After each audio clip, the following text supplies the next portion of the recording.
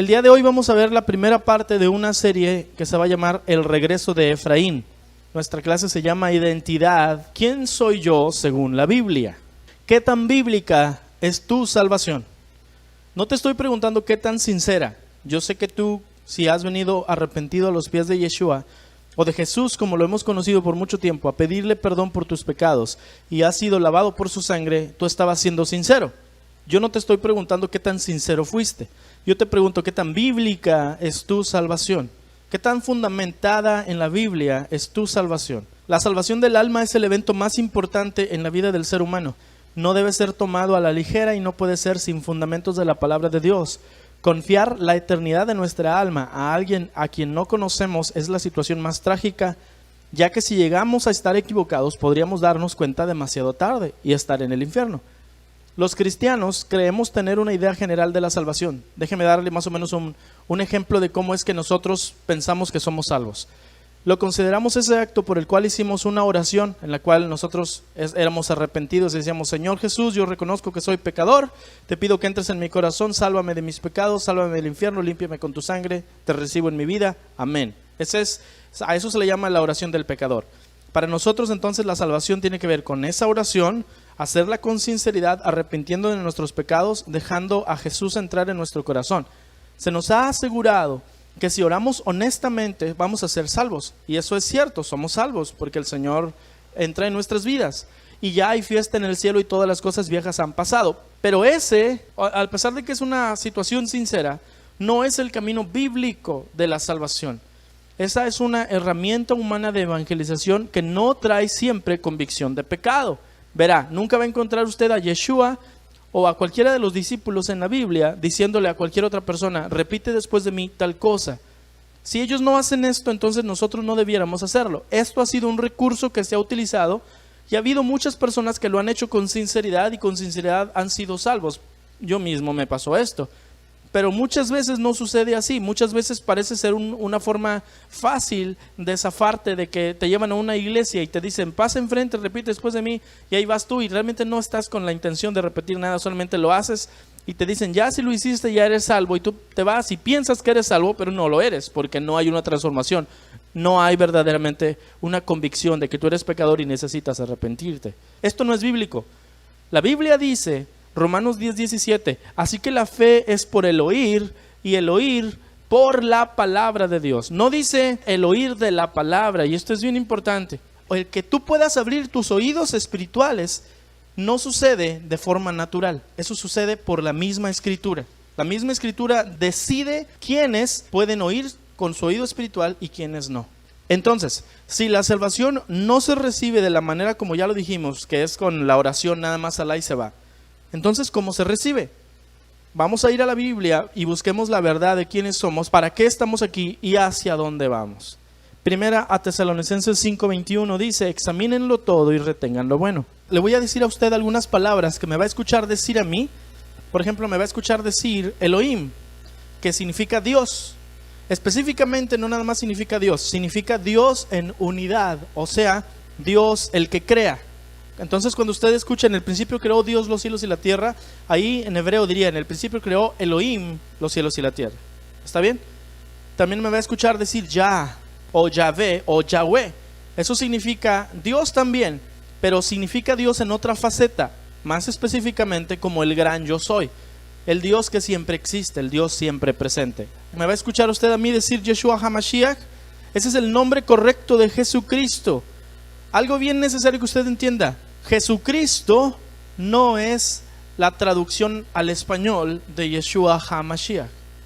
No es una traducción, es una transliteración. Es decir, la palabra Yeshua la hemos ido modificando poco a poco por la fonética o por cómo la vamos pronunciando, que terminó siendo Jesús. Me va a escuchar decir Ruach HaKodesh. Ese es el nombre correcto del Espíritu Santo. Otra palabra que me va a escuchar hablar es Torah. Torah significa instrucción en justicia, equivocadamente llamada ley. La Torah es el instructivo de vida que Yahvé le ha dado a su pueblo. Lo hemos traducido como ley, y usted va a ver la palabra ley cientos de veces en la Biblia. El problema con traducir todo como ley es que si nosotros fuéramos al original, el hebreo o al griego, la palabra que hemos traducido como ley muchas veces en el original significa diferentes cosas. A veces es Torah, a veces es nomos, que significa normas. Entonces la palabra Torah, que se refiere nada más a las leyes de parte de Adonai, de Dios, esa es la instrucción de Dios, son las instrucciones para tu vida. No podemos entonces nosotros decir que toda la Torah es ley, eso está equivocado. Porque la Torah son instrucciones y hay parte de la Torah que son leyes, pero no toda. Entonces nosotros hemos traducido mal esta palabra. Lo correcto debiera ser las instrucciones de Dios. Me va a escuchar decir Tanaj y Brit Hadashah. Tanaj y Brit Hadashah son los nombres originales de la palabra Antiguo y Nuevo Testamento. Me va a escuchar decir también teología de reemplazo. Es una doctrina que es satánica. Esto viene de Satanás, esto no viene de Dios. Que dice que solo la iglesia, los cristianos, somos el pueblo de Dios. Y que Israel, por rechazar a Yeshua, ya son rechazados por Dios. Que ahora las bendiciones de Dios nada más son para los cristianos y las maldiciones solamente son para los israelitas. Eso es una farsa, eso no es cierto. Eso es una ideología satánica implantada en el concilio de Nicea en el año 325 por Constantino y los padres de la iglesia cristiana. Y me va a oír hablar de Teshuvah, que literalmente significa retornar o regresarse o volver. Eso, Teshuvah, es el arrepentimiento verdadero que nos hace volver al Padre y a sus instrucciones, o sea, a su Torah, sin apartarnos de ella. Continuemos entonces. Una nota antes de iniciar, estamos en la introducción. Es la voluntad expresa de Elohim que todo el mundo conozca de Él y que nadie se quede en ignorancia, para que luego no haya excusas. Habacuc 2:14 dice, pues la tierra se llenará del conocimiento de la gloria del Señor como las aguas cubren el mar. Y segunda de Pedro 3:9 dice que Dios es paciente para con ustedes o con nosotros, no queriendo que nadie perezca, sino que todos vengan al arrepentimiento. Entonces es el deseo de Adonai que todos conozcamos su palabra. No es como que, no, yo no quiero que a mí me digan nada porque si yo sé luego voy a tener responsabilidades. Dios quiere que todos conozcamos quién es Él.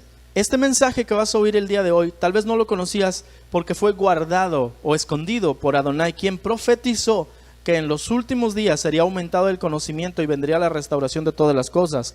Daniel 12:4 dice, pero tú, Daniel, guarda estas palabras secretas y sella el libro hasta los tiempos del fin, hasta que muchos sean enseñados y el conocimiento sea aumentado.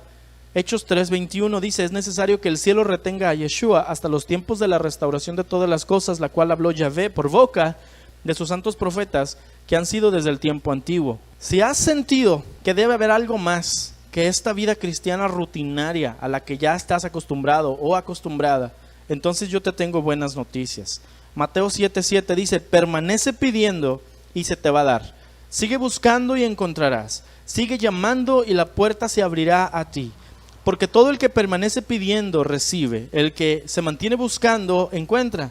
Y para aquel que sigue llamando la puerta le será abierta.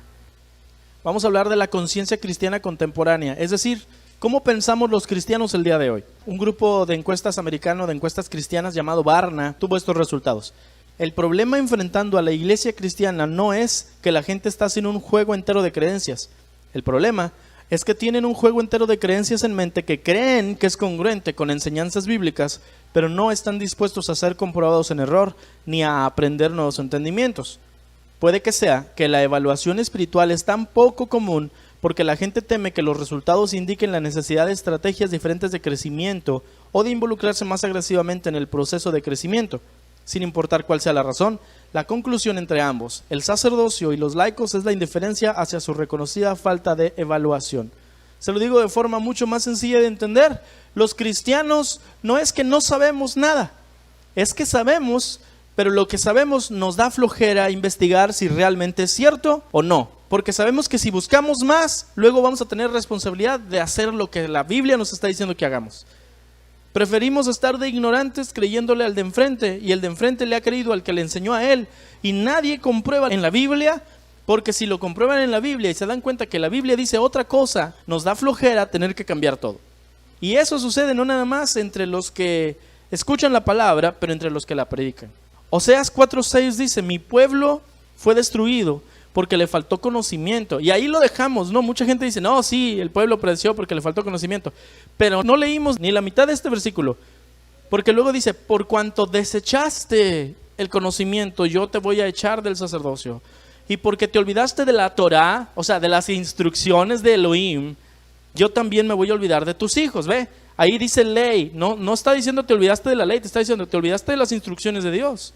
Dios te dio instrucciones de vida, tú dijiste a mí no me importan, Y por eso fuiste destruido. No digas después que no, es que perecí porque me faltó conocimiento, porque nadie me enseñó. No, porque el Señor está diciendo, te quisimos enseñar, yo te mandé gente que te enseñara, a ti no te importó. Por eso te destruí. Podemos decir que nosotros tenemos la mejor intención, hermano, y que lo que hacemos siempre es para la gloria de Dios. Sin embargo, debemos preguntarnos si realmente estamos haciendo las cosas de manera bíblica, es decir, de acuerdo al mandato divino. En la ley de Dios o en la Torá de Dios no hay lugar para opiniones o excusas. O se hacen las cosas como Él dice o Él las va a rechazar. No se trata de qué tan sincera fue tu salvación, no se trata de qué tan sincero es tu forma de buscar a Dios, se trata de qué tan bíblico es.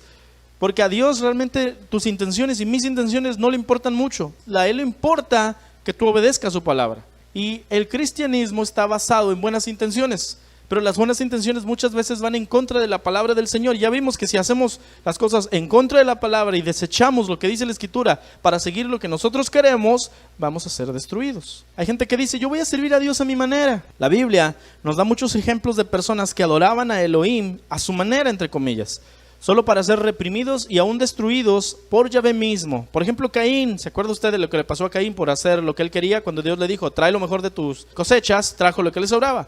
Usa es el ejemplo de cuando venía el arca del pacto a Jerusalén y lo traían unas vacas y luego se andaba cayendo y fue y tocó el arca para que no se cayera. ¿Y qué pasó? Dios lo mató.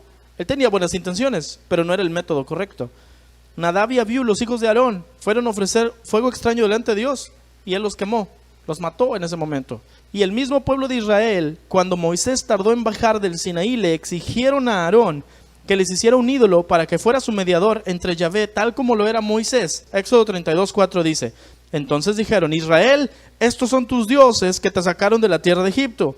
Y viendo esto, Aarón edificó un altar delante del becerro y pregonó a Aarón, dijo, mañana será fiesta para Yahvé. Cuando bajó Moisés con los 10 mandamientos y que los quiebra, conocemos esa historia, pensamos, estaban de idólatras porque tenían un becerro de oro. No andaban de idólatras, ¿sabe usted? Ellos estaban adorando a Yahvé con esa fiesta que estaban haciendo. Ellos creían que realmente el becerro que tenían iba a ser el mediador entre ellos, así como Moisés lo era. Para ellos estaban tratando de adorar a Yahvé. Ellos no estaban tratando de adorar al becerro, ni adorando a otros dioses. Ellos estaban tratando de adorar al Padre que los había sacado de Egipto, pero lo estaban adorando a su forma, no como Dios les había dicho. Las buenas intenciones hacen muchos estragos si las buenas intenciones no están dirigidas por la palabra de Dios. Deuteronomio 12:30. Tengan cuidado, dice Elohim. Después de que ellos hayan sido sus enemigos destruidos delante de ustedes, no sean entrampados en seguirlos para que ustedes israelitas averigüen por sus dioses y les pregunten, ¿cómo servían a sus dioses estas naciones? Yo quiero hacer lo mismo. Ustedes no harán esto a Yahvé su Elohim, porque ellos han hecho con sus dioses todas las abominaciones que Yahvé odia. Juan 14:15 dice, Yeshua dice, si ustedes me aman, obedecerán mis mandamientos. Yo digo, yo amo a Yeshua, pero la ley no la quiero saber nada. Pues entonces yo no lo amo, porque si yo lo amo, yo voy a obedecer sus mandamientos. Primero de Juan 5:3 dice, en esto consiste el amor a Dios, en que obedezcamos sus mandamientos, y estos no son difíciles de cumplir. Entonces la Biblia en el Antiguo y en el Nuevo Testamento nos dice bien claramente que amar al Señor tiene que ver con guardar su palabra y guardar sus ordenanzas. No tiene que ver con ninguna otra cosa. No podemos decir, eso es para los judíos, yo estoy bajo la gracia, yo no estoy bajo la ley. Perdóname, eso no es ni bíblico ni está bien.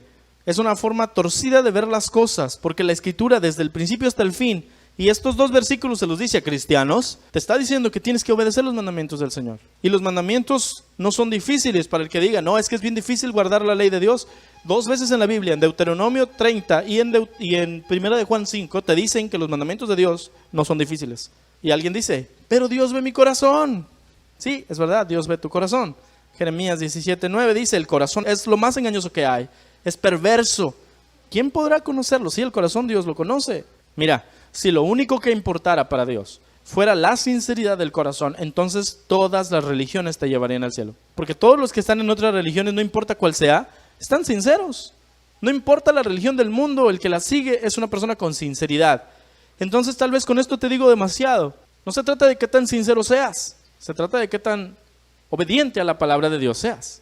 Y esto es bien importante porque tenemos una teología cristiana completamente fundada en el hecho de que Dios ve mi corazón. Decimos, no, es que el hombre ve lo que hay delante de sus ojos, pero Yahvé ve el corazón, como dice cuando Dios le habla a Samuel cuando va a ungir a uno de los hermanos de David. Sí, Dios ve el corazón, pero hablaba de David específicamente, que el corazón de David era un corazón conforme al del Señor, pero todos los demás no eran así. Entonces no podemos usar esa cita nada más para decir todo lo demás. Dios ve el corazón, pero realmente yo te pregunto a ti, ¿tu corazón es como el de David delante de Dios? Porque si no lo es, entonces tú no vas a ser justo como David. Por lo tanto, ¿cuál camino vas a tomar? Mateo 7:13 dice, entren por la puerta estrecha, porque ancha es la puerta y espacioso el camino que conduce a la destrucción, y muchos entran por ella. Pero estrecha es la puerta y angosto el camino que conduce a la vida, y son pocos los que la encuentran. Hermano, elige el camino angosto. Conforme pase esta clase, esta enseñanza, es posible que te des cuenta que el camino angosto, que tú creías que era angosto, se ha llenado de tanta gente con tantas ideas sinceras, pero no bíblicas, que lo han convertido en el camino ancho otra vez. Hay caminos más anchos, pero el camino que has llevado muchas veces ya es también ancho, y hay uno todavía más angosto que Adonai quiere que sigas. Y decimos nosotros, no es que yo ya estoy en el angosto, pero está lleno de sinceridad no bíblica. Y si la sinceridad no es bíblica, esa sinceridad no sirve. Necesitas ir a hacer lo que la Biblia dice y obedecer la Escritura. Porque no todos obedecen. Siempre que se habla acerca de guardar los mandamientos de Adonai, existe un debate entre los cristianos, ya que tenemos muy arraigada la creencia de que unos dicen estamos bajo la gracia, no bajo la ley, y por eso no debemos intentar guardar la ley. Otra de las excusas que se utilizan mucho es decir que la ley de Dios es muy difícil. Sin embargo, ninguna de las dos razones principales es aceptable o bíblica, ya que si bien estamos bajo la gracia, fuimos salvos para buenas obras. Por otro lado, el mandamiento de Yahvé es sencillo de cumplir. Efesios 2:8 dice, porque por gracia son ustedes salvos, por medio de la fe, y esto no es de ustedes porque es un don de Elohim, no por obras para que nadie se gloríe. Es decir, tú no puedes hacer ninguna cosa para que Dios te salve, eso es cierto. Porque somos hechura suya, creados en Yeshua. Mira, ese es el versículo 10. Porque somos hechura suya, creados en Yeshua HaMashiach, para buenas obras, las cuales Elohim preparó de antemano para que anduviésemos en ella. Si después de yo ser salvo ya no debo guardar la ley de Dios, entonces ¿por qué aquí Pablo dice justamente en el versículo siguiente, a donde me habla acerca de que no soy salvo por las obras sino por gracia? Porque luego me dice que fui salvo para que hiciera lo que de antemano ya se había establecido que hiciera, que son buenas obras. ¿Y cómo sé yo las buenas obras? Leyendo la Escritura, los mandamientos, porque dice que Dios las preparó desde antemano. Es decir, que ya estaban escritas y que solamente yo leyéndolas sé cuáles son. Si la Biblia me dice que ya fui salvo para guardar las obras que Dios ya estableció de antemano, me está diciendo, tú eres salvo para que guardes la ley de Dios. ¿Soy salvo por la misericordia y la gracia del Señor? Claro que sí. No por obras. Y algo bien tremendo, si tú no eres salvo por las obras, entonces tú no eres salvo por la oración del pecador. Porque tú le estás diciendo, Jesús, yo te dejo entrar en mi corazón. Esa es una obra. Tú lo estás dejando. Y si no eres salvo por las obras, entonces esa oración no te salvó. Tú fuiste salvo porque Él tuvo deseos de salvarte. Por eso lo que tienes que hacer para ser salvo no es decir, te dejo entrar en mi corazón, sino, por favor, perdóname, humillado. Señor, tenme misericordia. ¿Se acuerda usted del fariseo y el publicano? Y que dice que el fariseo decía, Señor, te doy gracias que no soy como este que está acá. Y el publicano decía, Señor, por favor, tenme favor a mí, tenme gracia, muéstrame tu misericordia. Ese estaba arrepentido y ese fue salvo. Por otro lado, la otra cosa que dicen que el mandamiento es difícil, Deuteronomio 30:11, porque el mandamiento que yo te doy no es difícil para ti, ni está lejos, porque muy cerca está de ti la palabra, y en tu boca y en tu corazón para que la cumplas. Entonces las dos excusas más claras para decir no debo guardar la ley de Dios, pues no son correctas. Entonces, ¿por qué no todos los que se dicen hijos de Dios guardan los mandamientos que Él estableció? En pocas palabras, porque no son ovejas y no pueden sujetarse a los mandamientos. Juan 10:26. Yeshua dice, ustedes no creen porque no son de mis ovejas. Como ya se los he dicho antes. Mis ovejas oyen mi voz y yo las conozco y me siguen. Y yo les doy vida eterna y no perecerán jamás, ni nadie las arrebatará de mi mano. Y Romanos 8:7 dice, por cuanto los designios de la carne son enemistad contra Dios, porque no se sujetan a la ley de Dios o a la Torá de Dios, ni tampoco pueden, y los que viven según la carne no pueden agradar a Elohim. Y luego más adelante dice que la ley es espiritual, pero nosotros estamos vendidos al pecado. Entonces, para el que usted le diga, no, es que yo ya estoy en el espíritu, yo ya estoy en la gracia, ya no necesito guardar la ley, entonces pues estás en contra de la Biblia, porque dice la Escritura que la ley de Dios o la Torá, las instrucciones de Dios son espirituales. Si tú eres espiritual, debieras guardar las instrucciones de Dios, porque si tú eres carnal, entonces tú no puedes guardarlas. Cualquiera entonces que dice, yo no debo guardar la ley de Dios porque ya Yeshua la hizo o Jesús la hizo, es una persona carnal, porque nada más el carnal no puede guardar los mandamientos de Dios. Y Yeshua dice, aquel que se le ocurra no nada más no guardarlos, pero enseñarle a otros a no guardar los mandamientos, ese, cuando llegue al reino de los cielos, va a ser uno menor que todos los demás. Entonces vamos a hablar de las ovejas, ¿está bien? La palabra oveja en singular aparece 28 veces en la Biblia, pero en plural la palabra ovejas es utilizada 270 veces. De todas estas 300 menciones, cuando se habla en sentido figurado, ovejas siempre se refiere a Israel, es decir, a las 12 tribus de los hijos de Jacob. Las ovejas nunca, jamás en la Biblia, cuando se utilizan en sentido figurado, se utilizan de otra forma que no sea para referirse a los 12 hijos de Jacob o a las tribus de Israel. Por lo tanto, no va a ver usted que la palabra oveja se refiera a un cristiano. Así es que cuando nosotros utilizamos el término oveja para explicar algo de un cristiano, entonces eso no es bíblico. Por ejemplo, eran 100 ovejas que había en el rebaño. Si yo le pregunto al que escribió ese canto o a quien lo canta, ¿tú eres cristiano o eres israelita? Y me dice, soy cristiano, yo te voy a decir, tu canto no es bíblico. Porque ese canto no se te debe aplicar a ti, porque tú te dices cristiano y no israelita. Si tú fueras israelita, el canto se te aplicaba, porque las ovejas son los israelitas. Entonces cuando usted te dice, Jehová es mi pastor, nada me faltará, en lugares de delicados pastos, yo te digo, ¿eso lo aplicas en tu vida? Sí, claro que sí, porque yo soy como una oveja en los brazos del pastor, y él es mi Señor y yo soy su hijo. ¿Y tú qué eres? ¿Israelita? No, soy cristiano. Ese salmo no se te aplica a ti, porque tú no eres una oveja. Porque solo Israel es oveja. ¿Me puedo explicar? Porque hay gente que dice, no, pero eso es lo que a mí es que así yo lo aplico a mi vida. Perdóname, eso es antibíblico.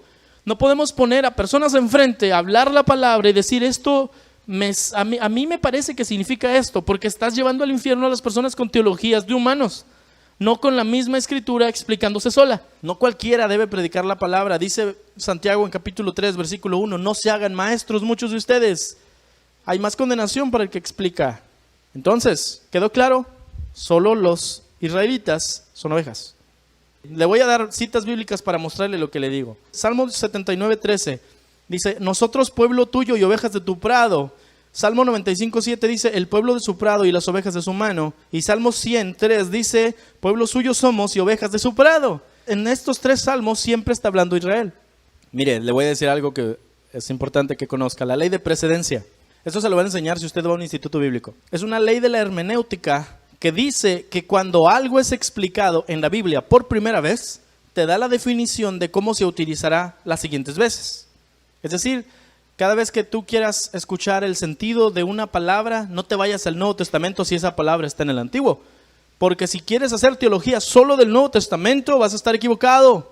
Porque tienes que ir a leer la Biblia que los del Nuevo Testamento leían. Y esa es el Tanaj, el Antiguo Testamento.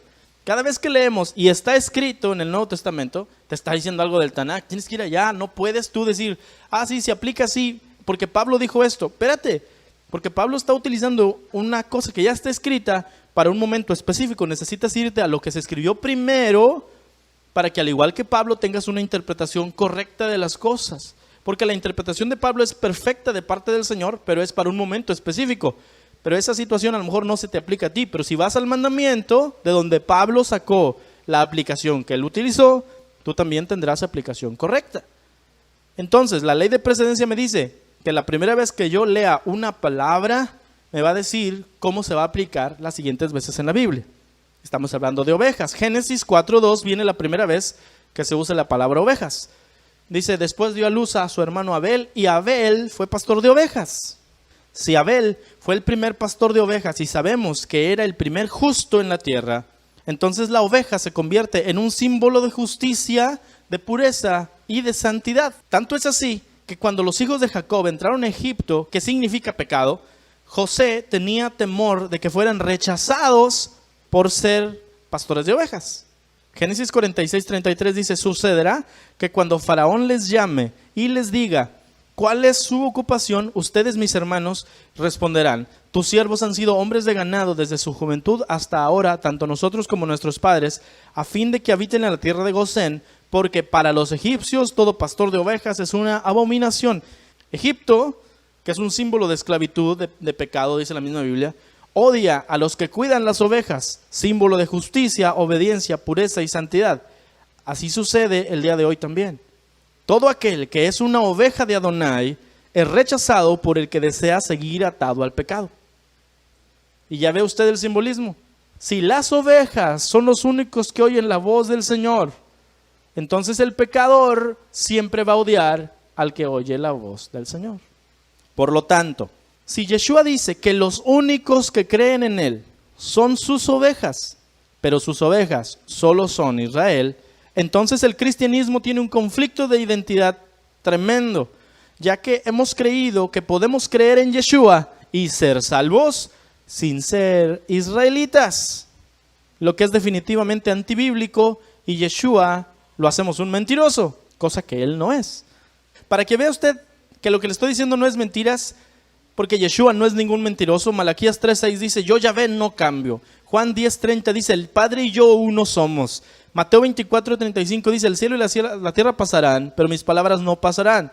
Hebreos 13:8 dice: Yeshua HaMashiach es el mismo ayer, hoy y por los siglos. Y si Yeshua dijo que sus ovejas solamente son los que oyen su palabra, y solo Israel son ovejas, entonces solo Israel puede oír su palabra. Y si Yeshua no es ningún mentiroso, entonces nosotros, los cristianos que no somos Israel, entonces ¿qué somos? Y por lo tanto, entonces los cristianos no somos salvos. Porque solamente los que oyen su palabra, que tienen capacidad de oír, solamente los israelitas son salvos.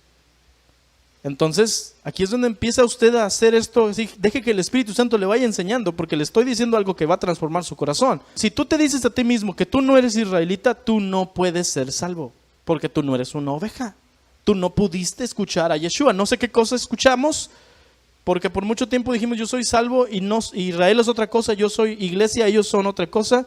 Entonces quizá estamos equivocados, ¿o qué onda? Ya hay una crisis de identidad. Entonces, ¿qué soy? ¿Cristiano? ¿Oveja? ¿Israelita? ¿Judío? ¿Gentil? ¿Hebreo? ¿Mexicano? Hemos creído que podemos creer en Jesucristo e ignorar a Israel porque ellos son los judíos. Pero la Escritura tiene una versión completamente distinta de esta creencia. Pasamos nuestra vida cristiana pensando que la Biblia está partida en dos y que a nosotros los cristianos solo se nos aplica el Nuevo Testamento y que la primera es para los judíos. Y todo eso es por la ignorancia nuestra y por maquinación de Satanás, que nos tiene atados a una doctrina demoníaca llamada teología del reemplazo, que busca tapar la verdad bíblica con doctrinas de hombres, y lo logró por 1800 años. Así es que yo te digo a ti, ¿qué decidirás? ¿Obedecer la Biblia tal cual es, sin agregarle doctrinas a ideologías humanas, o seguir como estás y ser indiferente a la verdad de la palabra escrita desde hace miles de años y que representa el único medio de conocer al Elohim vivo y a su Hijo, Yeshua, el Salvador de la humanidad? Obedecer es bien fácil. Tú puedes decir: yo obedezco. Lo difícil no es eso. Lo difícil es despojarse de tantas mentiras heredadas y cerrar los oídos a cualquier burla, a cualquier qué dirán, a cualquier desaliento de los que nos rodean. Tú puedes en este momento escuchar todo lo que te voy a decir, lo que te estoy diciendo, y esto está haciendo en tu corazón y en tu mente si es cierto, la Biblia dice esto, yo he estado haciendo esto, pero la Biblia dice: yo quiero obedecer la Biblia. Tú en este momento puedes decir: yo voy a obedecer la Biblia. Pero el problema no es este. El problema es que cuando vas saliendo de aquí, tus líderes, tus pastores, tus amigos, tus familiares, tus papás, tus hijos, tu esposo, tu esposa, se van a poner en contra tuya. Te lo firmo. Porque ellos no han sido todavía objeto de lo que tú estás haciendo en este momento. Ellos no han escuchado la palabra tal cual es. Nadie nunca los ha enfrentado con la Biblia y decirles lo que te estoy diciendo ahora. Entonces tú, si estás oyendo esto, si para ti es fácil entender porque lo estás viendo con la Biblia, pero la mayoría de los cristianos tenemos alrededor de nosotros solamente doctrinas que son de hombres que hemos agregado a la Biblia, creyendo que son buenas interpretaciones, sinceras sin duda, pero otra vez, la sinceridad no tiene nada que ver cuando la Biblia dice una cosa y mi sinceridad otra.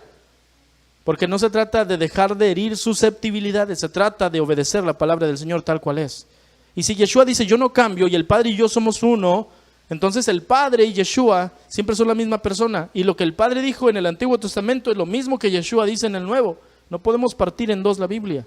Nos decimos cristianos, pero doctrinalmente nos dividimos en denominaciones, ninguna de las cuales aparece en la Biblia. No, en la Biblia no están los pentecostales, los evangélicos, los presbiterianos, los adventistas, los bautistas, metodistas, Flana de la Verdad, Asambleas de Dios. No existen en la Biblia en ningún lado. Están bien intencionadas las denominaciones, pero no son el camino. Yeshua es el camino. Proverbios 14:12 dice, hay caminos que al hombre le parecen rectos, pero acaban por ser caminos de muerte. Y Juan 14:6, Yeshua dice, yo soy el camino, la verdad y la vida, y nadie viene al Padre excepto a través de mí. Para que una persona se haga, entre comillas, cristiana, le decimos que debe creer que Cristo murió por sus pecados, dándole salvación y vida eterna.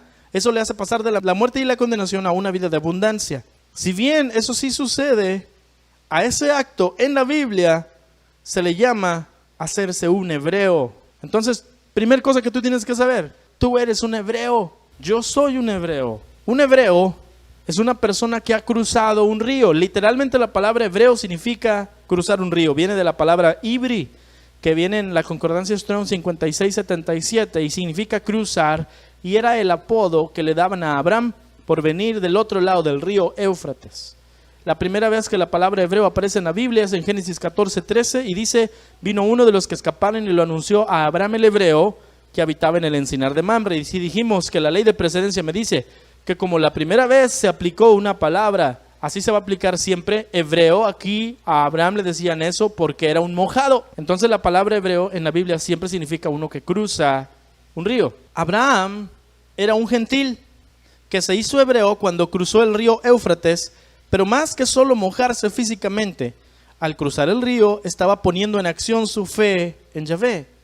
Génesis 15:6 dice, Abraham creyó en la palabra de Yahvé y él se lo acreditó como justicia.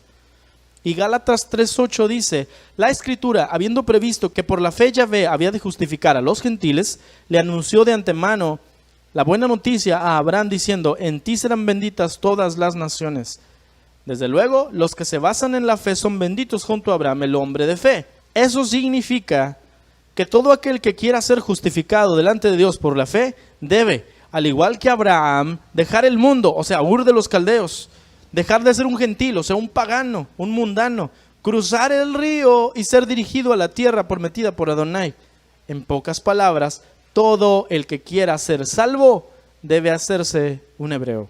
El que cree en Yeshua es un hebreo y Yeshua lo dijo.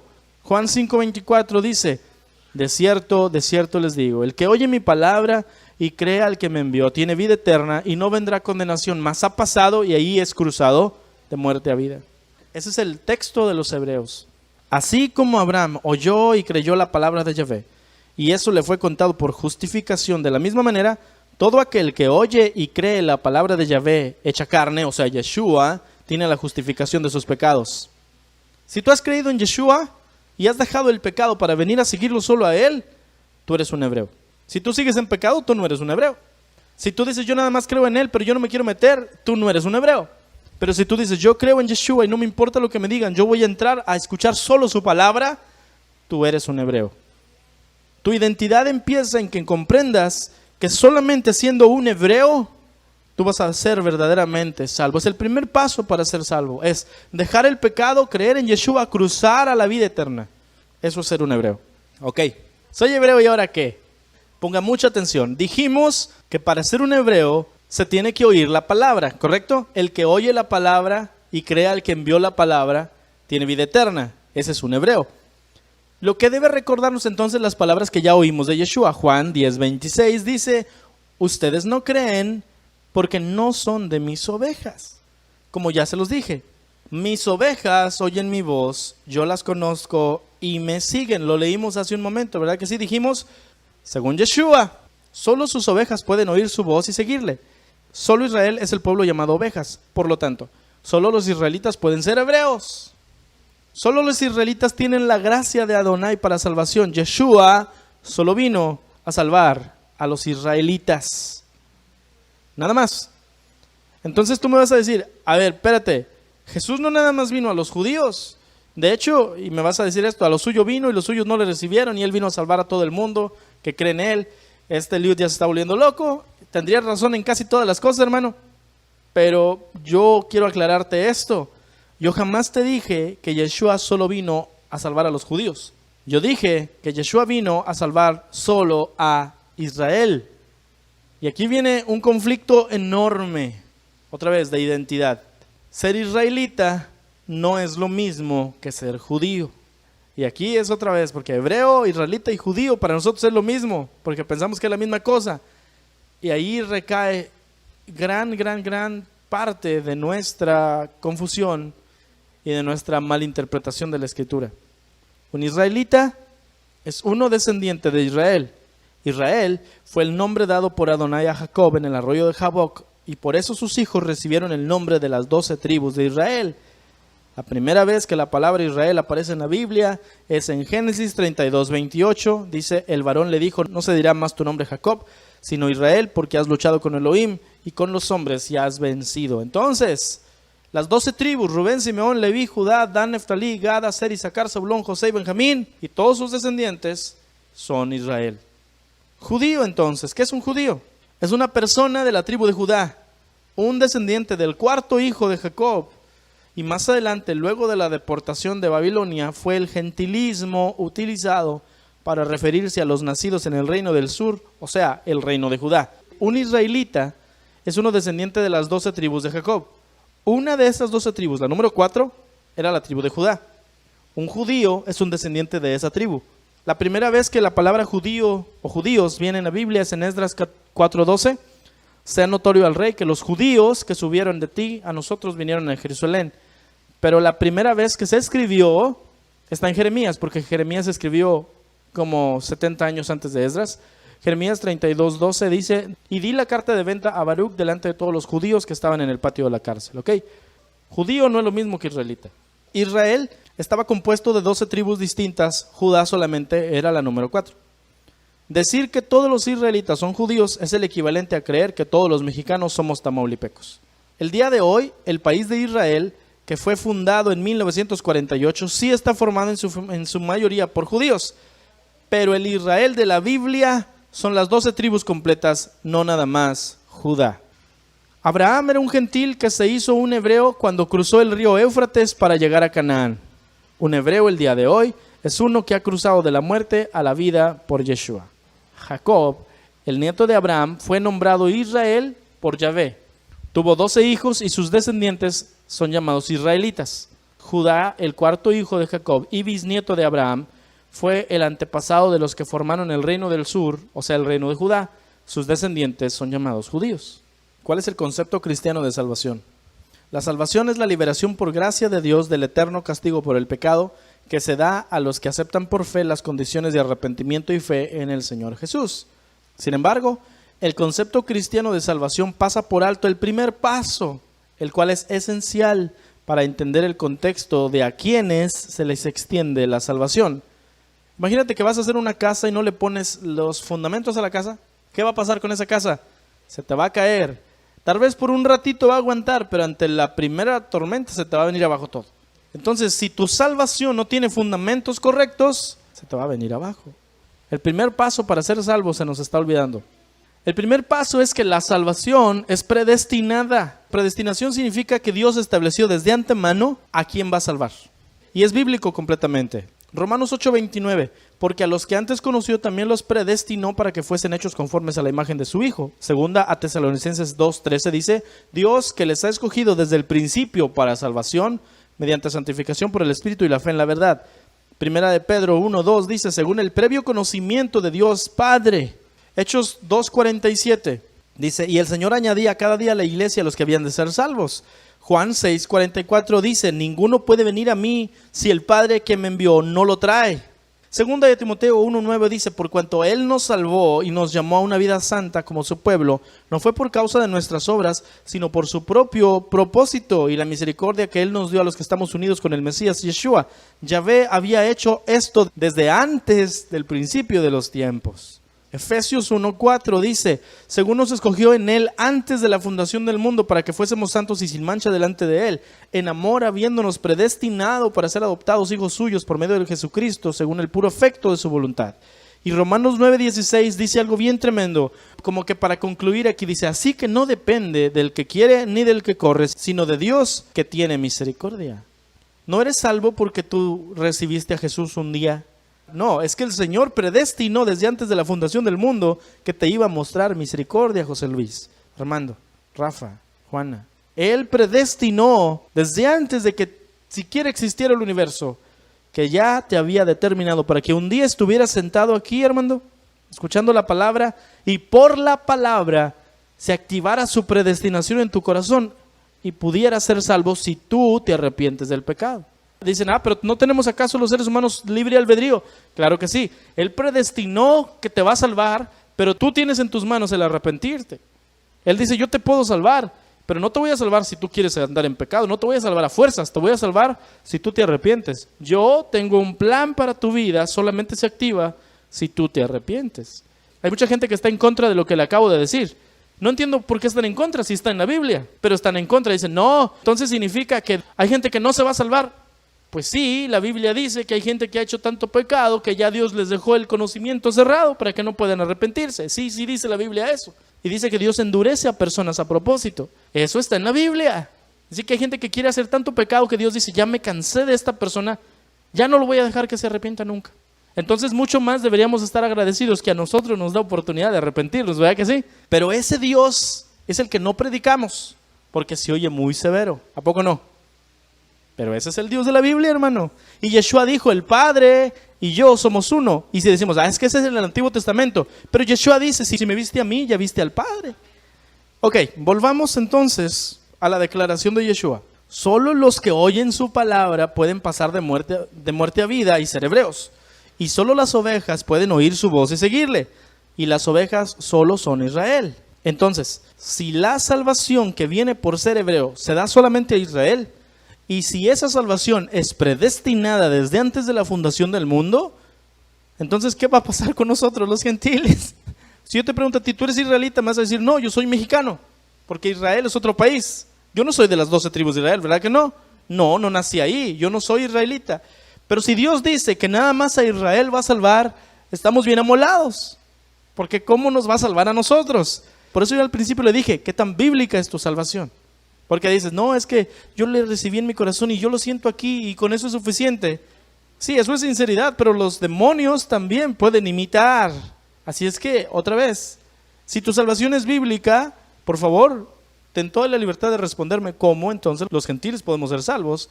Si evidentemente por la Biblia solo Israel es salvo. ¿Ve usted lo importante de leer la Biblia? Porque la salvación bíblica no es la que te han predicado.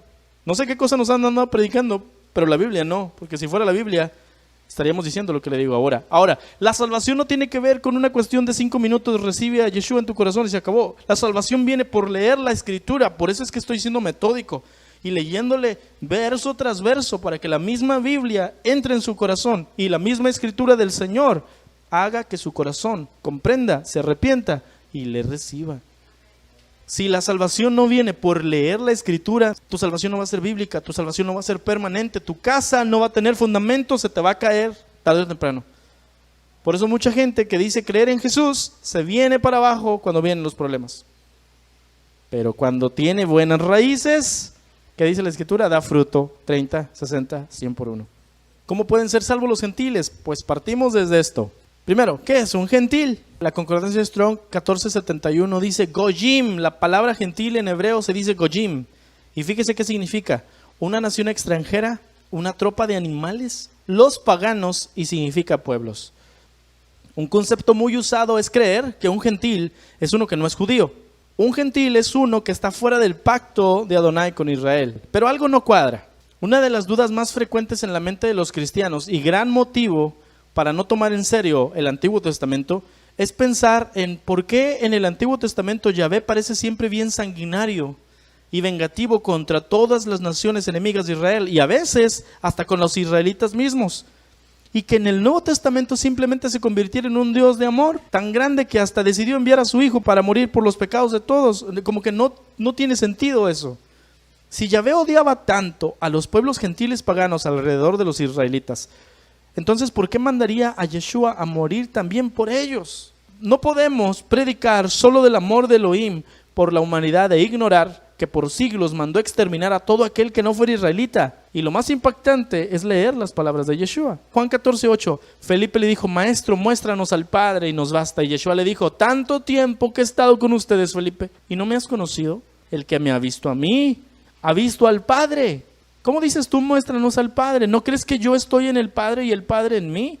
Las palabras que yo les hablo no las hablo por mi propia cuenta, sino que el Padre que mora en mí hace sus obras. O sea, Yeshua está confesando que el Padre y Él son uno mismo, lo que significa que Yeshua es quien envió a los israelitas a destruir completamente a las naciones gentiles enteras, hasta los bebés. Y Yahvé fue quien vino a dar su vida en un madero por toda la humanidad, incluidas esas naciones gentiles a las cuales por siglos también quiso exterminar. En nuestra teología tan carente de historia, porque hemos querido ignorar el Tanaj, esa dualidad de pensamiento nada más no tiene sentido. Pero Yahvé no tiene que dar explicaciones de sus pensamientos a nosotros. Y sin embargo, en su palabra están las respuestas. Miren lo que dice la Escritura, Isaías 46:9. Recuerden cosas que pasaron en el principio hace tiempo, que yo soy Elohim y no hay otro. Yo soy Elohim y no hay ninguno como yo. En el principio yo anuncio el fin. Proclamo por adelantado cosas que no han sido hechas y yo digo que mi plan permanecerá.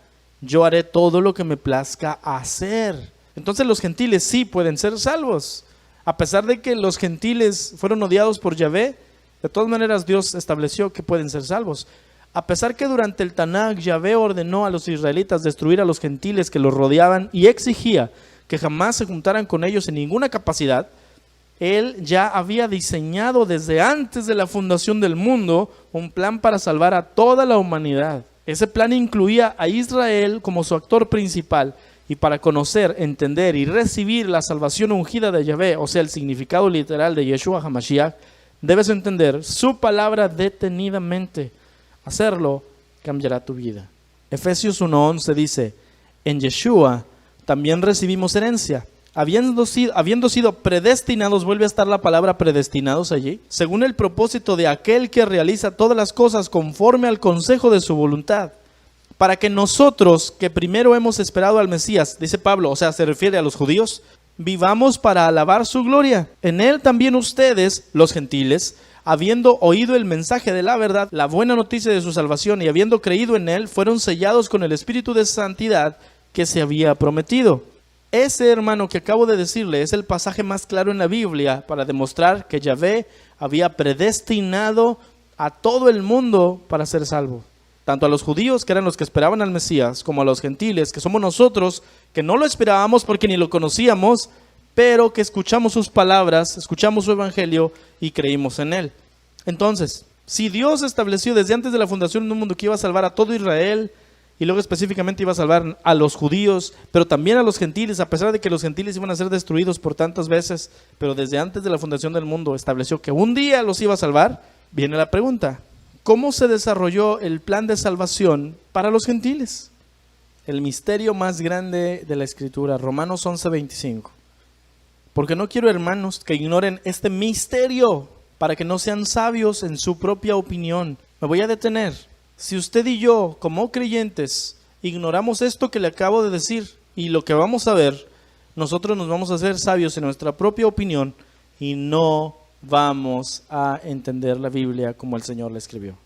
Romanos 11:25, porque no quiero, hermanos, que ignoren este misterio para que no sean sabios en su propia opinión, que a Israel le ha acontecido un endurecimiento parcial hasta que haya entrado la plenitud de los gentiles, y así todo Israel será salvo. Si el único pueblo predestinado para salvación es Israel, pero ya se estableció que también hay gentiles que están predestinados para ser salvos, entonces ¿cómo puede suceder eso? Un gentil es alguien fuera del pacto de Yahvé, que el pacto es solo con Israel. Entonces, si va a salvar a los gentiles, Israel tendría que ser parte de los gentiles para que los gentiles sean salvos. Porque comprenda esto, la palabra salvación tiene que ver con dejarte entrar al pacto de Dios. Y un gentil, por definición, es uno que está fuera del pacto. Entonces tú no puedes decir yo soy salvo y soy gentil, porque es una contraposición. Porque salvo es uno que entró al pacto y un gentil es uno que está fuera del pacto. Así es que o eres salvo o eres gentil. Y si tú eres salvo, quiere decir que eres de Israel, porque solo Israel está en el pacto. ¿Me puedo explicar cómo tiene que ver con identidades? Todo tiene que ver con el nombre que le pongas a las cosas. Vamos a ver la historia de Israel. Elohim creó a Adán. Adán tuvo a Set y más generaciones. Luego nació Noé. Noé tuvo a Sem y más generaciones. Luego nació Abraham. Abraham tuvo a Isaac. Isaac tuvo a Jacob. Y Jacob tuvo 12 hijos. Ahora vamos a hablar del primogénito de Jacob. Primero de Crónicas 5, del 1 al 2. Rubén era el primogénito, pero en la genealogía no fue reconocido como tal por haber profanado el lecho de su padre. Se metió con una de las esposas de su papá, le quitaron la primogenitura, le quitaron el derecho de ser llamado el heredero principal. Su derecho de primogenitura pasó a los hijos de José, hijo de Israel. El 11º de los hijos de Jacob recibió la primogenitura y de hecho él no, sino sus propios hijos. Aunque es verdad que Judá fue más poderoso que sus hermanos y hasta llegó a ser jefe de ellos, la primogenitura pasó a José. Génesis 48:5 dice, ahora bien, Jacob está hablando con José. Ahora bien, los 2 hijos que te nacieron aquí en Egipto, antes de que me reuniera contigo, serán considerados míos. Se llaman Efraín y Manasés. Serán tan míos como lo son Rubén y Simeón. Es decir, Jacob le estaba diciendo, déjame adoptar a tus 2 hijos, a mis nietos, Efraín y Manasés, los quiero adoptar y quiero criarlos como míos y quiero darles herencia como le daría a Rubén y a Simeón. Génesis 48:13, los iba a bendecir. Dice, luego tomó José a sus 2 hijos, Efraín con la mano derecha y a Manasés con la izquierda, y se los presentó a su padre. De esta manera Efraín quedó a la izquierda de Israel y Manasés a su derecha, pero Israel al extender las manos las entrecruzó y puso su derecha sobre la cabeza de Efraín, aunque era el menor, y su izquierda sobre la cabeza de Manasés, aunque era el mayor. Génesis 48:17. A José no le agradó ver que su padre pusiera su mano derecha sobre la cabeza de Efraín, así que tomando la mano de su padre la pasó de la cabeza de Efraín a la cabeza de Manasés, mientras le reclamaba, así no, padre mío, pon tu mano derecha sobre la cabeza de este, porque él es el primogénito. Pero su padre se resistió y le contestó, ya lo sé, hijo, ya lo sé, también él va a gestar un pueblo y llegará a ser importante. Está hablando de Manasés. Pero su hermano menor, Efraín, será aún más importante y su descendencia dará origen a muchas naciones. Nunca olvide esto. Efraín iba a ser tan grande que de su descendencia habría muchas naciones. Aquel día Jacob los bendijo así: esta será la bendición que en Israel se habrá de pronunciar, que Dios cuide de ti como cuidó de Efraín y Manasés. De este modo Israel dio a Efraín la primacía sobre Manasés. Lo puso primero. Entonces la primogenitura de José se le dio ¿a quién? A Efraín. Entonces Efraín y Judá terminaron siendo los líderes de todos. Cuando Jacob bendijo a sus hijos, a José y a Judá les dio las mayores promesas, y la bendición de José se pasó a Efraín. Génesis 49:22 dice, rama fecunda es José, rama fecunda sobre un manantial, sus vástagos se extienden sobre el muro. Esto es bien tremendo, porque el muro se refiere a los límites de Israel. Los retoños de José o de Efraín van a ir más allá de Israel, van a salirse de Israel, de los muros de Israel van a ir todavía más para allá. Y luego cuando bendijo a Judá, dice Génesis 49:10, el cetro no se apartará de Judá, ni la vara de gobernante de entre sus pies, hasta que venga Silo, y a él será dada la obediencia de los pueblos. Aquí lo que te está diciendo Jacob es que él dividió en dos sus bendiciones. A José y a Efraín, su hijo, les dio la primogenitura, pero a Judá le dio la promesa de que él iba a ser el que tuviera la descendencia de los reyes. David era un descendiente de Judá, y no nada más de los reyes, pero el Mesías vendría de Judá. El Mesías no viene de Efraín, el Mesías viene de Judá. Por eso Yeshua es el león de la tribu de Judá. Efraín y Judá se convirtieron en los referentes para las demás tribus de Israel. Entonces, cuando el país se dividió en dos, luego que Saúl, David y Salomón reinaron sobre la nación unificada, las 12 tribus, las dos naciones que surgieron fueron nombradas igual que estos dos hijos de Jacob. Entonces, nosotros vemos en el libro de Reyes que el país de Israel, que tenía 12 tribus y que estaba bien grandote, fue dividido después de Salomón. y se dividió en dos partes. Los dos países que se dividieron tienen los nombres de Efraín y de Judá. Ya sabe usted por qué.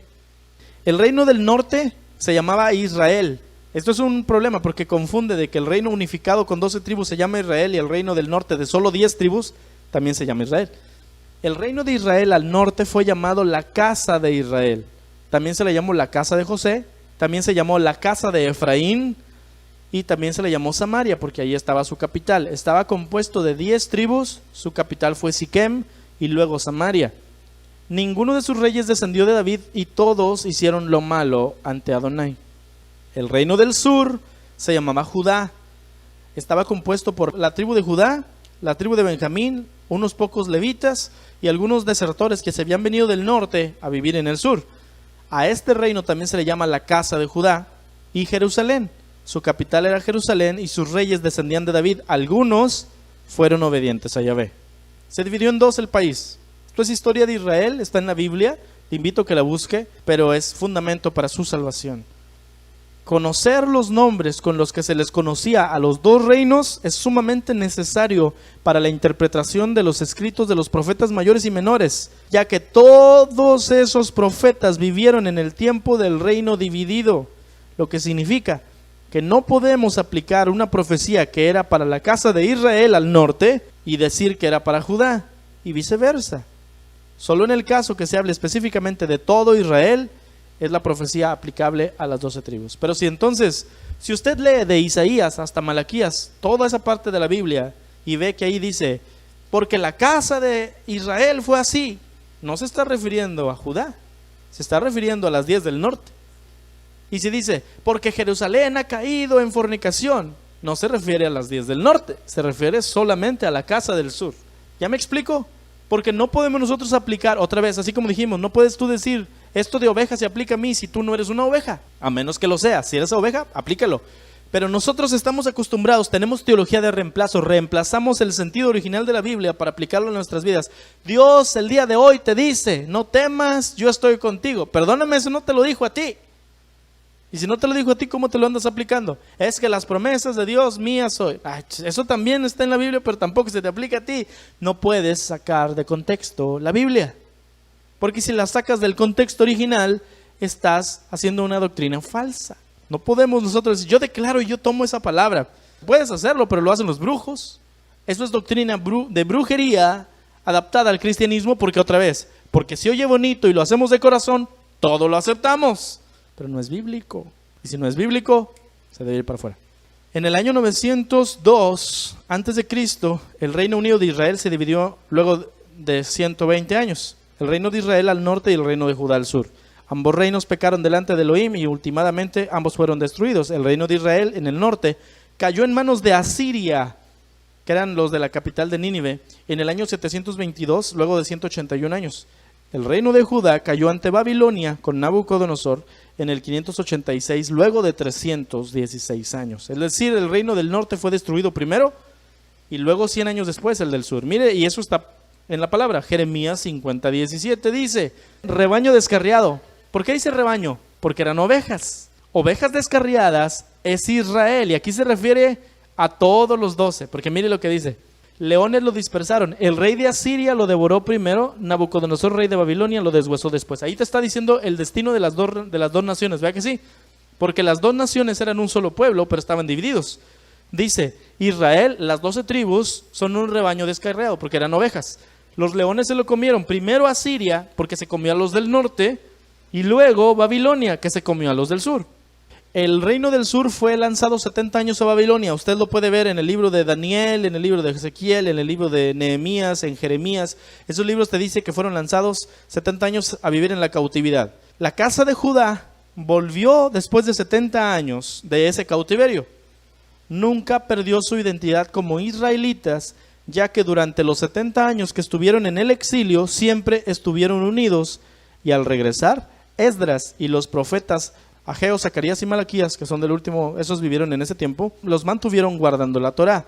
Sin embargo, luego de matar a Zacarías, dice la escritura en Crónicas, Yahvé los dejó por 400 años, durante los cuales crearon el judaísmo para acercarse por medio de prácticas humanas a Elohim, que ya no les hablaba. Esta casa del sur son los que usted ve en el Nuevo Testamento que se llaman judíos. De ahí salieron los fariseos, de ahí salieron los sacerdotes, los escribas, los saduceos, todos esos que andaban en contra de Yeshua, todos eran de la casa de Judá. Yeshua mismo era de la casa de Judá, ya dijimos.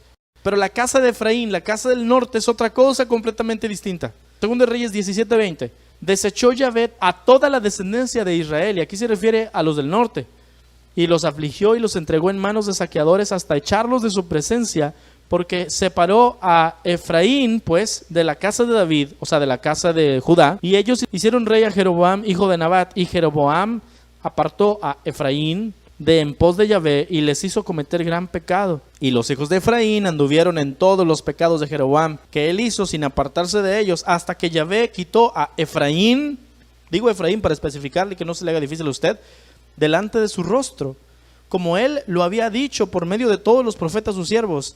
Y Efraín fue llevado cautivo de su tierra a Asiria hasta hoy. Ya ve cómo le digo que los primeros del norte fueron llevados a Asiria. Pero esto está profetizado, dice la escritura, que Efraín se fue a los gentiles. Amós 9:9.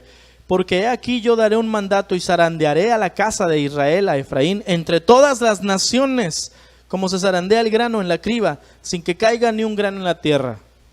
Oseas 7:8 dice, Efraín se ha mezclado con los demás pueblos. Efraín fue torta no volteada, devoraron extraños su fuerza, él no lo supo y aún canas le han cubierto y él no lo supo. Efraín es como un hot cake que se ve bien padre por arriba, pero lo volteas y todavía está crudo del otro lado. ¿Tú te lo comerías? No, necesitas que se cosa de los dos lados, ¿verdad que sí? Oseas 8:8 dice, devorado será Efraín, pronto será entre las naciones como vasija que no se estima. Entonces, si usted recuerda la profecía de Jacob sobre su nieto Efraín, es que él iba a ser una multitud de naciones. Y aquí vemos que la casa de Efraín fue lanzada a las naciones y Dios dice que se hizo como las naciones. Bueno, Efraín está entre los gentiles. Mire esto, la casa de Judá volvió luego de 70 años, pero la casa de Efraín nunca volvió. Las 10 tribus del norte se asimilaron entre las naciones a donde los enviaron y se hicieron como los demás gentiles. Efraín no es el pueblo gentil, pero vive entre los gentiles y cree que es un gentil. Se comporta como el mundo, pero su identidad es ser pueblo de Dios. Son ovejas viviendo entre cabras y lobos y creen que no son ovejas. Ponga atención a las letras verdes. Oseas 2:23. La sembraré para mí en la tierra y tendré compasión de la que no recibió compasión. Está hablando de Efraín. Y diré al que no era mi pueblo, tú eres mi pueblo. Y él dirá, tú eres mi Dios. Aquí tiene que comprender que Adonai le había dicho al pueblo de Efraín, tú no eres mi pueblo. Lea el libro de Oseas, está bien tremendo. El Señor le dice a la casa del norte, ustedes no son mi pueblo, yo no los quiero. Lea lo que dice en el verde, diré a los que no eran mi pueblo, tú eres mi pueblo, ¿ok? Luego vemos la profecía en Oseas 1:8, dice, después de haber destetado a Lo-Ruama, ella concibió y dio a luz un hijo, y el Señor dijo a Oseas, ponle de nombre Lo-Ammi, porque ustedes, Efraín, no son mi pueblo, y yo no soy su Dios. Pero el número de los hijos de Efraín será como la arena del mar, que no se puede medir ni contar, y sucederá, lo rojo, ponga atención, en el lugar donde se les dice, no son mi pueblo, se les dirá, ustedes son hijos del Dios viviente. Y los hijos de Judá y los hijos de Efraín se reunirán y nombrarán para sí un solo jefe y subirán de la tierra porque grande será el día de Jezreel. Está profetizando algo más, no nada más profetiza que los que no eran pueblo van a ser llamados pueblo una vez más. Está diciendo que los del sur y los del norte van a volver a ser uno y van a tener un solo rey. Eso no ha sucedido todavía, pero ya vio las letras verdes y las rojas, ¿verdad que sí? Mire lo que dice Pablo, Romanos 9:24. Esos somos nosotros, dice para empezar. Esos somos nosotros a quienes Elohim llamó no desde solo los judíos, sino también de entre los gentiles. Dice, no llamó a los gentiles, dice llamó a los que están entre los gentiles. ¿Quiénes son los que están entre los gentiles? Efraín. Así lo dice Elohim en el libro de Oseas. Lo que estaba en verde es lo que leímos allá en verde. Llamaré mi pueblo a los que no son mi pueblo. Y llamaré mi amada a la que no es mi amada. Y sucederá que en el mismo lugar, esto estaba también, lo leímos acá en Oseas, en el lugar donde se les dijo, ustedes no son mi pueblo, serán llamados hijos del Dios viviente. Estas dos citas las leímos, ¿verdad que sí? Pablo dijo que esos a los que se les había llamado no son mi pueblo, son los gentiles, a los que Pablo les predicaba. Y para comprobarlo citó a Oseas, quien claramente está hablando de la casa de Efraín. Así que, o los gentiles que hemos oído y atendido el mensaje somos la casa de Efraín, dispersa entre las naciones, o toda la teología del Nuevo Testamento está mal. Cualquiera que entre los gentiles haya oído la palabra, puede creerla y obedecer, no puede ser necesariamente un gentil. Tiene que ser una persona que cree que es gentil, pero por predestinación desde antes de la fundación del mundo, es una oveja. Y las únicas ovejas entre los gentiles son la casa de Efraín.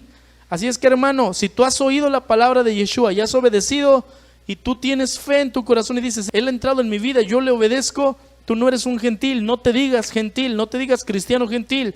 Tú eres un israelita. Eres específicamente de la casa de Efraín. No eres un judío, esos son la casa de Judá. Tú eres uno de la casa de Efraín, un israelita. Porque al principio dijimos, solo las ovejas oyen la voz. Solo Israel son las ovejas. Solo los que oyen pueden ser hebreos. Solo los israelitas pueden ser hebreos. Si tú has oído, tú eres un hebreo. Pero ¿cómo puedes ser hebreo si no eres israelita? Bueno, es que en realidad sí lo eres, porque eres parte de una de las dos casas de Israel. Tú no puedes comprobar esto por sangre, ni me importa que lo comprobemos por sangre, pero por predestinación divina eres israelita. No eres judío, eres israelita. Por eso desde un principio le dije, hagamos diferencias entre una y otra cosa. Tú eres israelita de la casa de Efraín, un hebreo, porque dejaste el pecado y viniste a la vida eterna. El motivo de que Efraín fuera enviado a las naciones para que se hiciera como los gentiles, aún siendo una oveja, era para que los gentiles fuéramos salvos. Si solo Israel está predestinado a la salvación, pero los gentiles también la iban a alcanzar, tenía que ser porque Israel se iba a hacer como los gentiles. A Efraín se le ha llamado la plenitud de los gentiles. Cuando un gentil oye el mensaje de Yeshua y se arrepiente, es porque es de la casa de Efraín. Póngase feliz, esto es para estar contento. Yo no tengo que decirme a mí mismo judío porque no lo soy, ni tengo que andar agarrando ritos de los judíos. Yo no soy judío, yo debo obedecer la escritura, que es lo que hacen todos los israelitas. Yo soy israelita, pero soy de la casa de Efraín, porque Efraín iba a ser una multitud de naciones. Por eso se comprueba que habemos efraínitas de todo el mundo. Y saben, en el Nuevo Testamento se habla de esos justamente, los efraínitas. Durante los primeros años de su cautividad, la casa de Israel aún conocía su linaje y las tribus de las que procedían. Sin embargo, la casa de Efraín se comportaba como los gentiles. Aún durante el tiempo de Yeshua era del conocimiento general que las 10 tribus de Israel estaban del otro lado del río Éufrates. Primera de Pedro 1:1 dice, Pedro, enviado de Yeshua a los expatriados en la dispersión, en el Ponto, en Galacia, Capadocia, Asia y Bitinia, elegidos conforme al previo conocimiento de Yahvé el Padre por la santificación del Espíritu para obedecer a Yeshua y ser rociados con su sangre. Para eso nos eligió el Señor. Santiago 1:1 dice, Santiago, siervo de Dios y del Señor Yeshua, a las 12 tribus que están en la dispersión. Aquí habla de más dispersos todavía. Y Juan 7:34, Yeshua dice, me buscarán y no me hallarán, y donde yo esté ustedes no pueden ir. Y decían entonces los judíos, la casa del sur, ¿a dónde piensa irse que no le hallemos? ¿Será acaso que se irá a la dispersión que está entre los griegos y griegos, dice gentiles, y enseñarle a los gentiles? O sea, quiere decir que estos escuchaban a Yeshua decirles, me voy a ir, no me van a ver, y sabían que había unos de la casa de Efraín que vivían entre los gentiles. Dice, ¿a poco se va a ir a predicarle a los que están entre los gentiles? Y no querían que les predicara a ellos, pero no querían que se fuera con los otros tampoco. Pues mira qué padre. Entonces sucedió que Judá se apropió de la salvación.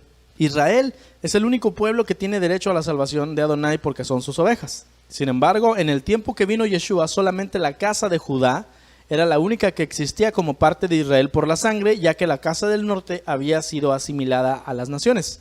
Comprendimos eso, ¿verdad? La casa del sur creó el judaísmo, que es una religión de hombres que Yahvé detesta. Debido a eso, Judá obligaba a todo extranjero que quería ser parte de Israel a seguir los ritos tradicionales que ellos les imponían y que no vienen en la ley de Dios, no vienen en la Torá. El judaísmo no está en la Torá. Ezequiel 11:15 dice, hijo de hombre, tus hermanos, tus parientes, los hombres en el destierro contigo, toda la casa de Israel, todos ellos, todos los del norte, son aquellos a quienes los habitantes de Jerusalén, los del sur, les dicen, aléjense del Señor, a nosotros se nos ha dado esta tierra en posesión. O sea, el Señor profetiza que los del sur odiaban a los del norte, decían, lárguense ustedes, ya no son pueblo, nada más nosotros somos dueños de la tierra. Por eso el día de hoy, estos de esta banderita, dicen, solo los judíos somos de Israel, ustedes que dicen que son de la casa de Efraín, ustedes no son nada. se dispersaron, se perdieron, ya no viven como israelitas. Ustedes no son israelitas, solo nosotros. Por eso en el tiempo del Nuevo Testamento los judíos decían, nosotros somos Israel. No es cierto, había más israelitas, solo que ellos no dejaban que los otros pudieran volver a hacerlo. Fue en ese tiempo que el Mesías vino al mundo. Los judíos creían que solo ellos eran Israel, ya que Efraín había perdido su identidad por asimilarse entre los gentiles. Para Judá, Efraín era pueblo gentil. Judá pensaba que los únicos que necesitaban, entre comillas, ser salvos y nacer de nuevo eran los gentiles que querían ser israelitas. Y por israelitas los judíos se referían a que debían convertirse al judaísmo. Estaban bien equivocados. Cuando Yeshua llega y empieza a hablar de ser salvos y libres, no del yugo romano, sino del pecado, los líderes judíos rechazaron completamente su mensaje porque no se apegaba a las creencias que ellos tenían. Juan 8:34 dice, Yeshua les respondió, en verdad les digo, el que comete pecado es esclavo del diablo y el esclavo no queda en la casa para siempre. El Hijo sí permanece para siempre, así que si el Hijo les hace libres, serán verdaderamente libres. Y como Judá entonces no les gustó nada de eso, lo rechazaron. Y como Judá lo rechazó, Yeshua entonces dijo, me voy a las ovejas perdidas de la casa de Israel, que ya ni siquiera sabían que pertenecían a la descendencia de Jacob. Y eso está bien tremendo, porque hemos oído esa frase, pero hasta hoy tiene sentido lo que Yeshua está diciendo. Mateo 15:24, nunca olvides ese texto. No soy enviado, dice Yeshua, sino a las ovejas perdidas de la casa de Israel. Y si tú no sabes qué es Israel, ni qué es judío, ni qué es Efraín, te va a dar igual ese texto. Pero si tú conoces la diferencia, esto para ti es vida. Porque Yeshua dice, yo nada más vine a las ovejas perdidas de la casa de Efraín. Porque los dan sanos, o sea, ustedes judíos que dicen tenerlo todo, no tienen necesidad de que yo venga. Ustedes tienen la Torá. Los sanos no necesitan doctor, pero los enfermos sí. Yo voy a ir para allá. Yo vengo a predicarles porque yo quiero que ustedes sean salvos, judíos. Ustedes no quieren, pues ahí se ven, ahí tienen la Torá. Yo me voy a los que ni se acuerdan que son israelitas. A ellos los voy a salvar. Por eso dice la Escritura que Él vino a los suyos y los suyos, los judíos, no lo recibieron. Pero a los que sí nos recibimos, nos dio potestad de ser hechos de Dios. Hijos, no por sangre, ni por voluntad de carne, sino por voluntad del Señor. Juan 10:14 dice, yo soy el buen pastor, dice Yeshua, yo conozco a mis ovejas y ellas me conocen a mí. Tengo otras ovejas que no son de este redil. Aquí está hablando, tengo las ovejas perdidas que no son de este redil, porque el redil era Judá. En Judá había gente que lo seguía, sin dudas, pero había otros que no eran de Judá. Dice, yo voy a ir por las otras, también a ellas debo traerlas, y así ellas, las otras ovejas de afuera, escucharán mi voz.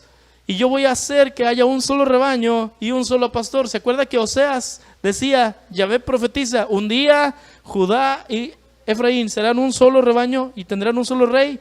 Yeshua dice, yo voy a ir a traerme las perdidas y las voy a juntar con ustedes y voy a hacer un solo rebaño y yo voy a ser su pastor de todos. La casa de Israel. Estaba la profecía en Oseas que iban a volver, pero ya vemos que Yeshua es el que los iba a traer y está bien precioso. Pero hay un problema, y ese problema es que las ovejas de la casa de Efraín no podían ni pueden volver. La casa de Efraín fue divorciada por Adonai. No hay una sola ley en la Torá de Adonai, no hay una sola que le permita a Efraín volver a ser parte del pueblo de Israel una vez más. Mire lo que dice la Escritura, Oseas 1:9. El Señor dijo, ponle por nombre a tu hijo Oseas, Lo Ami, que significa ustedes son pueblo ajeno. Porque ni ustedes, Efraín, son mi pueblo, ni yo soy su Dios. El Señor está renunciando a sus derechos de esposo sobre la casa del norte. Está divorciándose.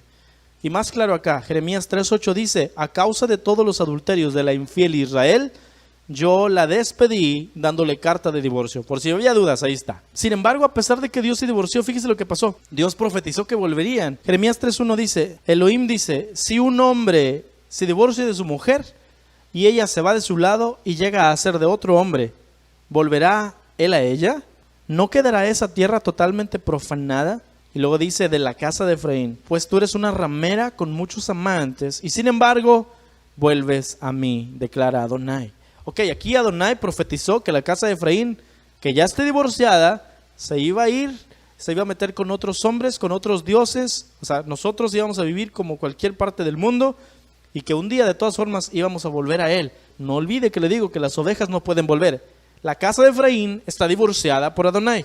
Con esa profecía de Jeremías, parece que Yahvé se olvidó de su ley.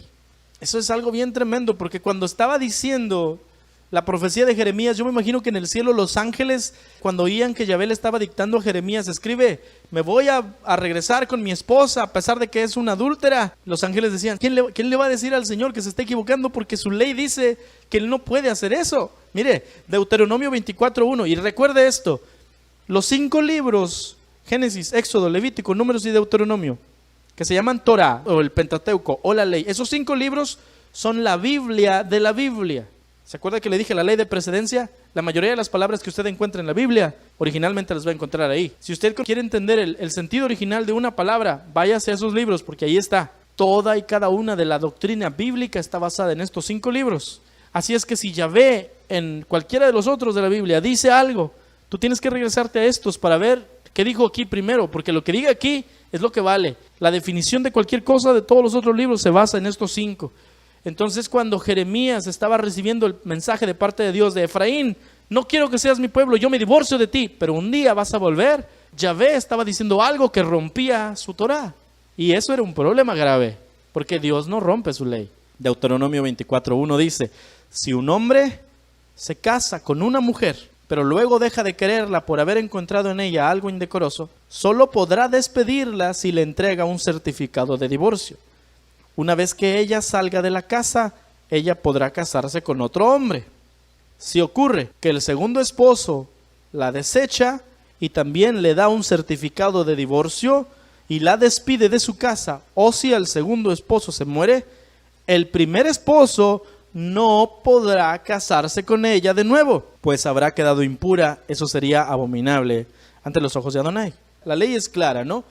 Un hombre se divorcia de su mujer, la mujer va y se casa con otro y luego se divorcia del otro y ella quiere volver a estar con el primero. Eso bíblicamente no se puede hacer. ¿Qué fue lo que Dios dijo entonces? Yo me divorcio de Efraín, pero un día vas a volver y te voy a volver a tomar. Dios está diciendo algo que va en contra de lo que Él ya estableció que no se debe hacer, ¿verdad que sí? Judá cree que es el único Israel. Debido a esta aparente equivocación de parte de Elohim, es que la casa de Judá se cree el único Israel verdadero. Los judíos del tiempo de los apóstoles sabían que Elohim había desheredado a las 10 tribus del norte, se divorció de ellas. Para ellos Efraín ya no era parte de Israel porque la Torá es muy clara de que un hombre no puede casarse con la mujer de la que se divorció anteriormente. A los extranjeros que se unían al judaísmo les decían prosélitos, y aún ellos eran considerados ciudadanos de segunda clase en comparación con los judíos por sangre. Mire, Mateo 23:15, Yeshua les reclama a los fariseos, ¡ay de ustedes, escribas y fariseos hipócritas! Porque recorren mar y tierra para hacer un prosélito, y una vez hecho, le hacen 2 veces más hijo del infierno que ustedes. A los pobres extranjeros que querían volver a Israel y les decían, ¿tienes que hacerte judío? A los de la casa de Efraín que querían volver al pacto y les decían, no, te tienes que hacer como nosotros. O sea, no los dejaban volver a ser Efraín, tenían que ser judíos, porque al parecer Efraín ya no era pueblo de Dios, los tenían que ser judíos. Dice Yeshua, los hacen peor que ustedes. Por eso es entonces que el día de hoy muchos que andan estudiando de las raíces hebreas parecen más judíos que los judíos. Dice, es que ahora yo soy de mis raíces judías. No, yo no tengo raíces judías, yo tengo raíces hebreas. Son 2 cosas completamente distintas. Entonces andan diciendo que ellos son más judíos que los judíos y los ves con las barbotas y parecen judíos. Dice Yeshua, esa gente es más hija del infierno que los escribas y los fariseos. Se hacen más religiosos que los originales. Y es culpa de los que no los enseñan bien. Para los judíos, lo que Yeshua decía de que solo a través de él podían volver a ser israelitas, todos los dispersos, era una herejía. Juan 14:6, Yeshua les dijo, yo soy el camino, la verdad y la vida, nadie viene al Padre sino por mí. Y Juan 10:9 dice, yo soy la puerta, el que por mí entrare será salvo y entrará y saldrá y hallará pastos. Muchos de ellos decían, estás endemoniado y está fuera de sí, ¿por qué lo escuchan? Porque otra vez ellos decían, la única forma que la casa de Efraín pueda volver es si se hace judío igual que nosotros, si toma todos los ritos de nosotros, o sea, las obras de la ley. Pablo dice, somos salvos por la gracia de Yeshua, no por las obras de la ley. Y Yeshua dice, no, la única forma en la cual los de afuera puedan volver es a través de mí. Y hago un paréntesis, por favor, nunca olvide esto, la salvación no tiene que ver con ser libres del infierno ni nada. La salvación tiene que ver con ser libres de la ira de Adonai que viene sobre todo aquel que hace pecado. Pero la ira de Adonai se aplacaba cuando entrabas al pueblo de Israel y vivías guardando los mandamientos de Adonai. Entonces la palabra salvación tiene que ver completamente con entrar al pacto de Dios con Israel. Cuando Efraín fue divorciado, se salió del pacto. Entonces cuando Yeshua dice yo vengo a salvar, Él está diciéndote yo vengo a darte la oportunidad de entrar otra vez al pacto de Israel. Los fariseos intentaban salvar a la gente, pero ellos decían que la forma de tú ser salvo era guardar todos los ritos de la ley y luego al final te daban chance de entrar a Israel. Eso significa tratar de ser salvo por las obras. Pero los apóstoles decían, no, ya Yeshua pagó el precio. Tú nada más arrepiéntete de tus pecados, Yeshua con su sangre te puede hacer entrar al pacto. ¿Me explico? Entonces, cuando Yeshua dice, nada más a través de mí pueden entrar a la vida eterna, al pacto de Dios con Israel, que es perpetuo, los judíos decían, estás bien zafado de la cabeza. ¿Estás endemoniado? No puedes decir que tú eres el único, tú no eres nadie. Para ellos, como no se había muerto Yeshua y como no creían en él, Yeshua era cualquier persona loca diciendo yo soy o el camino, la verdad y la vida. Porque ellos decían, no puedes tú decir que tú los vas a hacer venir porque nadie los ha hecho venir, porque están divorciados y porque Adonai no rompe su Torah. Y Adonai se equivocó. A este punto llegaban, decían, Adonai les prometió algo que no va a cumplirles. Es verdad. Hasta ese punto en la historia, cuando Yeshua decía yo soy el camino, no había forma en la cual Adonai cumpliera la promesa de volver a traerlos por causa de que si los traía rompería su Torah. Pero Yeshua fue determinante diciendo que solamente por el agua y el espíritu se nace de nuevo. Y extendió la necesidad de ese nuevo nacimiento no nada más a los de la casa del norte, que ahora eran como los gentiles, sino también a la casa del sur. Cuando los enfrentaba con su pecado lo odiaban otra vez, mucho más. Ellos no toleraban que se les dijera pecadores, porque para ellos los únicos que debían nacer de nuevo eran los de afuera, porque ellos ya habían nacido israelitas. Por eso es que Pablo y luego los apóstoles dicen, no se trata de ser judío, si eres pecador necesitas arrepentirte. Ellos decían, ya soy judío, ya nací Israel. Entonces cuando ellos decían, debes nacer de nuevo, era lo que le decían ellos a los de afuera, para que guardaran todas las cosas de los mandamientos de los judíos, no los de la ley de Dios, los de los judíos. Y luego los dejaban, entre comillas, nacer de nuevo cuando los metían a la mikvah y se bautizaban. Y dice Yeshua, le dice a Nicodemo, tú también tienes que nacer de nuevo. Dice, no, ¿cómo crees? Yo no me voy a meter en la panza de mi mamá, yo ya soy judío, yo ya nací bien desde la primera vez. Eran bien racistas. Dice Yeshua, ¿qué no entiendes? Y le dice a los otros en Juan capítulo 8, les dice, ¿qué no entienden que ustedes son esclavos del pecado y por eso necesitan que yo los liberte? Si yo soy el hijo, yo los liberto, ustedes van a ser verdaderamente libres. Se agarraron piedras y lo querían matar. Porque decían, estás bien zafado, somos hijos de Abraham, somos hijos de Dios, nosotros no necesitamos nacer de nuevo. Dijo, sí necesitan, porque me quieren matar, necesitan ser libres de los pecados. ¿Cómo no necesitan nacer de nuevo? ¿Ves cómo se pone todo intenso? Ofendidos porque no querían compartir el título de hijos de Dios, que para ellos era por nacionalidad. Los de la casa del sur crucificaron a Yeshua, pero no entendieron que al matarlo estaban cumpliendo la voluntad de Adonai. Una nota importante, no le estoy diciendo que los judíos nada más mataron a Yeshua, también los gentiles, porque los romanos lo mataron. Y entonces los gentiles, que son la casa de Efraín, también contribuyeron en matar al Hijo de Dios. Entonces, para que no digan, nada más los judíos mataron a Jesús, porque esa es parte de la idea de la teología de reemplazo. Los judíos mataron a Jesús, vamos a matar a los judíos. O sea, no, ¿cómo creen? Pero mire qué precioso se pone. Caifás era el sumo sacerdote en aquel año cuando Yeshua fue asesinado.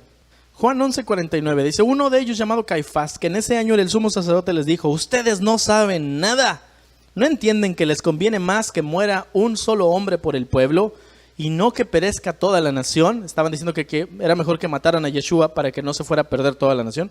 51, Juan dice, pero esto no lo dijo por su propia cuenta, sino que como era el sumo sacerdote, estaba profetizando sin darse cuenta que Yeshua moriría por los judíos. Y no nada más por la nación de los judíos, sino también por los hijos de Dios que estaban dispersos, para congregarlos y unificarlos. Juan te está diciendo, al matar a Yeshua, cumplieron la profecía de que la casa de Judá y la casa de Efraín iban a ser unificados. Este tipo decía, vamos a matar a Yeshua, y no sabía que al hacer eso iba a cumplir la profecía. ¿Se acuerdan que dijo Yahvé en Oseas, la casa de Judá, la casa de Efraín volverán a ser uno y tendrán un solo rey? Y Yeshua dice, yo soy el que trae a las ovejas dispersas y a las ovejas de aquí y las junto en un solo rebaño y yo voy a ser su pastor. Y luego él dijo, yo soy el camino en el cual las ovejas de allá pueden volver, yo soy la verdad, yo soy la puerta, yo soy la vida. Siempre que decía eso, él estaba hablando de los dispersos que podían volver. Todo el mensaje de Yeshua, todo el evangelio del reino, todo tiene que ver con el regreso de la casa del norte, todo. Pero no se iba a cumplir hasta que Caifás dijera, vamos a matarlo, porque es mejor que se muera en lugar de que se muera toda la nación. Y dice Juan, no hombre, Caifás, no te das cuenta de lo que acabas de decir. Porque al matarlo no nada más lo mataste por los judíos, pero lo mataste también para unificar a todos los efraínitas que estaban perdidos a nivel mundial. Entonces, ¿cómo puede la casa de Efraín volver a ser rebaño de Israel si para que así sea aparentemente se tiene que romper la Torá? ¿Acaso Elohim realmente se equivocó en su profecía? Este ha sido el mayor misterio de la historia y la gran mayoría de los cristianos y los judíos ignoran de su existencia, y los que sí saben que es un problema no han podido resolverlo. Todos, menos el instrumento escogido, el apóstol Pablo. Dice la Escritura, instrumento escogido es este. No era instrumento escogido porque sí, era porque era el único que Dios iba a utilizar para resolver todo el desbarajuste que le acabo de decir. Mire lo que dice Pablo en una cita que habíamos leído antes, pero luego ahí está. Son pepitas de sabiduría que la Escritura tiene, pero este mensaje estaba escondido porque mucha gente no lo habíamos visto antes. Pero el Señor nos está en estos últimos tiempos dando entendimiento para ver la Biblia por lo que es. Romanos 7:1. Hermanos, ustedes que conocen la Torá, y ahí nos detenemos porque en la Reina Valera dice, le voy a hablar a los que conocen de la ley, y si tú no conoces de la ley, mejor pues no te está hablando a ti, ¿verdad? Tendemos a ignorar esas frases. Te está diciendo, voy a hablar con los que saben de la Torá. Hermanos, ustedes que conocen de la Torá, ¿no saben que la ley tiene dominio sobre el hombre mientras ese hombre vive? Por ejemplo, la mujer casada está ligada por la ley a su esposo mientras su esposo está vivo. Pero si su esposo muere, ella queda libre del compromiso legal del esposo. Por lo tanto, si ella se une con otro hombre mientras vive su esposo, se la declara adúltera. Pero si su esposo muere, ella queda libre de ese compromiso legal, y si se une a otro, no es adúltera. ¿Se lo leo otra vez o lo entendió? ¿Quién era el esposo de Efraín? Yahvé. ¿Por cuál motivo se divorció de la casa del norte? Por adulterio. Según la Torá, ¿podía una mujer divorciada regresar con su primer esposo luego de estar casada con otro? No. Y según Romanos 7, ¿cuál es la única forma en que una mujer pueda librarse del delito de adulterio? Que su esposo se muera. Y Elohim mismo murió por su esposa. Esa es la muestra de amor más grande de la historia. Elohim mismo murió por su esposa. Cuando Yeshua murió en el Calvario, lo hizo para librar a su esposa adúltera del pecado y de la condenación, para libertar a la casa de Efraín del pecado. Romanos 5:7 dice, ahora bien, es un evento raro el que alguien ponga su vida aún por alguien justo. Quizás por una persona verdaderamente buena uno tendría valor de morir, pero Yahvé muestra su amor para con nosotros, que siendo pecadores, Yeshua murió por nosotros. Tan grande es el amor del Señor que dio su vida para sacarnos del pecado. Pero no acaba allí. La expiación no requiere resurrección. Es decir, según la Torá, no hay ningún sacrificio que requiera la resurrección del animal muerto, ya que el perdón de pecados está en la sangre, no en la respiración. Levítico 17:11 dice, porque la vida de la carne está en la sangre, y yo se las he dado para hacer expiación sobre el altar por sus almas, y la misma sangre hará expiación de la persona. O sea, si tú eres perdonado de tus pecados al morir el animal, y en este caso al morir Yeshua, que fue el cordero puesto por Adonai por propiciación, entonces Yeshua con que hubiera muerto era suficiente para ser perdonados de los pecados. Entonces, ¿para qué resucitó Yeshua? Si en la Torá no dice que el animal necesita resucitar, ¿por qué Yeshua sí resucitó? Lo hizo para crear un esposo elegible para que se case su novia. Romanos 7:4 dice, así también ustedes, hermanos míos, han muerto a la ley mediante el cuerpo del Mesías, para que sean de otro, del que resucitó de los muertos, a fin de que llevemos fruto para Elohim. Es decir, el Señor mismo murió por ti para libertarte del pecado, pero resucitó para que no te quedes nada más libertado del pecado, sino para que tengas un compromiso con quien vive por ti y te santifiques para que un día te puedas casar con Él. Porque las bodas del Cordero vienen solamente para aquel que ha recibido el perdón de sus pecados y que se santifica durante el tiempo de la recepción de la gracia, y dice, y hace buenas obras de las cuales Dios estableció desde antemano para un día volver a verle. No estás muerto a la Torá, estás muerto a la ley del pecado, de la muerte. Hay muchos tipos de leyes en la Biblia. Dice, así que también ustedes, hermanos míos, han muerto a la ley mediante el cuerpo del Mesías. Ok, este versículo es la continuación del anterior que acabamos de leer, donde dice, así como el esposo se murió y ya la ley no se le aplica, así tú también estás muerto a los delitos y pecados tuyos, para que ya la ley del pecado, o sea, la ley que rige a los pecadores, no se te aplique a ti. Ahora vives para el Mesías. ¿Qué dice la Escritura? Ya no vivo yo, sino Yeshua vive en mí. Entonces, cuando habla de la ley, no se está refiriendo a la ley de Dios. Dice, estás muerto a la ley del pecado. Por eso más adelante dice, no reine el pecado en su cuerpo mortal, ni presentes tu cuerpo para hacer pecado, porque tú ya no eres esclavo del pecado, sino que ahora preséntate para Mesías, porque eres siervo de la justicia. Entonces, la ley de la cual aquí Pablo está hablando no es la ley de Dios. Te está diciendo que aquí tú ya no eres propiedad de la ley del pecado. La ley del pecado es la ley que te indica que hagas pecado. No es la ley de Dios. No quiere decir que la ley ya no existe, ¿verdad que no? La ley sigue existiendo. Pero tú ya no tienes un compromiso con alguien que ya se murió. Tu compromiso al pecado ya no existe porque ya te moriste al pecado. Como Judá cree que Efraín ya no es pueblo y no reconocen a Yeshua como el Mesías, no entienden el significado de su muerte. Entonces ellos creen que solo ellos, los judíos, son Israel. Pero la Escritura es clara en decir que Yahvé hará de los dos pueblos uno solo. Y será luego de eso que vendrá la verdadera restauración de Israel. Dice Efesios capítulo 2. En aquel tiempo estaban ustedes gentiles, casa de Efraín, sin Mesías, alejados de la ciudadanía de Israel, ¿ve? Alejados de los pactos de la promesa, sin esperanza y sin Elohim en el mundo. Pero ahora en Yeshua HaMashiach, ustedes que en otro tiempo estaban lejos, han sido hechos cercanos por la sangre del Mesías. Porque el Mesías es nuestra paz, que de ambos pueblos hizo uno, derribando la pared intermedia de la separación, aboliendo en su carne las enemistades, la ley de los mandamientos expresados en ordenanzas. Otro, aquí no está diciendo que Yeshua abolió la Torah de Dios, dice la ley de los mandamientos expresados en ordenanzas. Esas son los mandamientos de hombres. Yeshua abolió los mandamientos de los hombres. Solamente que otra vez nuestra teología de reemplazo dice, cada vez que veo ley, se refiere a la ley de Dios. No, la ley de los mandamientos expresados en ordenanzas está diciendo la ley de los mandamientos de hombres. Yeshua abolió esa ley para crear en él mismo de los dos, de Efraín y de Judá, un solo y nuevo hombre, haciendo la paz y mediante la cruz reconciliar con Elohim a ambos en un solo cuerpo. ¿Por qué? Porque los cercanos estaban pecadores y los de afuera también éramos pecadores. A los dos nos reconcilió, matando en la cruz las enemistades. Y mire lo que dice la Escritura de la restauración, Ezequiel 37:16. Hijo de hombre, toma ahora un palo y escribe en él para Judá y para los hijos de Israel sus compañeros. Después toma otro palo y escribe en él para José, palo de Efraín, y para toda la casa de Efraín sus compañeros. Júntalos el uno con el otro para que sean uno solo y serán uno solo en tu mano, como ven la imagen que está allí. Luego continuamos, 37:21 dice: y les dirás, así ha dicho Yahvé el Señor, he aquí yo tomo a los hijos de Israel de entre las naciones, a los de Efraín, a nosotros, de entre todas las naciones a las cuales fueron, y los voy a recoger de todas las partes y los traeré a su tierra. Esto va a suceder en el arrebatamiento, cuando sea la segunda venida del Mesías. Y los haré una nación en la tierra, en los montes de Israel, y un rey será a todos ellos por rey, que es el Mesías. Y nunca más serán dos naciones, ni nunca más serán divididos en dos reinos, ni se contaminarán ya más con sus ídolos, con sus abominaciones y con todas sus rebeliones. Y los salvaré de todas sus rebeliones con las cuales pecaron, y los limpiaré, y me serán por pueblo, y yo a ellos por Dios. Mi siervo David será rey por ellos, sobre ellos. Cuando dice mi siervo David se refiere al Mesías, no que David va a resucitar para ser rey. Es Yeshua.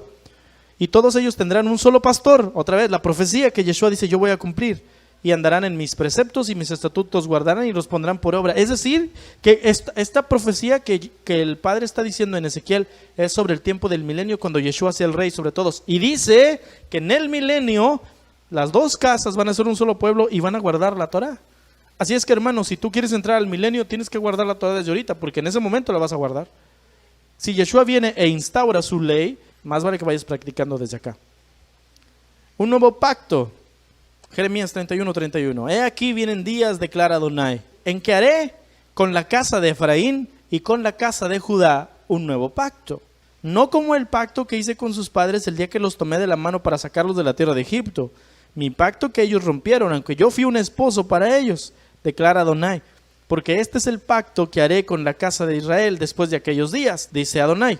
Pondré mi Torah dentro de ellos y sobre sus corazones la voy a escribir, y yo seré su Dios y ellos serán mi pueblo. Dice que el pacto tiene que ver, el nuevo pacto tiene que ver con que la Torah ya no va a estar necesariamente escrita en tablas, pero en el corazón tuyo. Dice que cuando tú la tengas escrita en tu corazón, tú vas a entender lo que es correcto y lo vas a obedecer. Importante esto, no hay nuevo pacto con los gentiles. No puedes decir yo soy un cristiano del nuevo pacto y agarrar hebreos No, es que nosotros tenemos mejores promesas porque Hebreos dice que el nuevo pacto y decirte a ti mismo gentil, porque un gentil es uno que está fuera del pacto. Por identidad es completamente erróneo. No hay nuevo pacto con los gentiles. No puede haber nuevo pacto con alguien con quien no hubo un pacto anterior. Yo no puedo renovar mis votos con una mujer con la cual no me casé, ¿verdad que no? Solo con mi esposa. Entonces, ¿con quién creen que el Señor va a hacer un pacto nuevo de matrimonio? Cuando dice pacto, es un pacto de matrimonio. ¿Con quién se va a hacer el pacto de matrimonio? Con Israel, con las 12 tribus. Aún más importante, mire esto. En la Nueva Jerusalén no hay puerta de los gentiles. O sea, no puedes entrar a la Nueva Jerusalén diciendo que eres un gentil. Apocalipsis 21:12.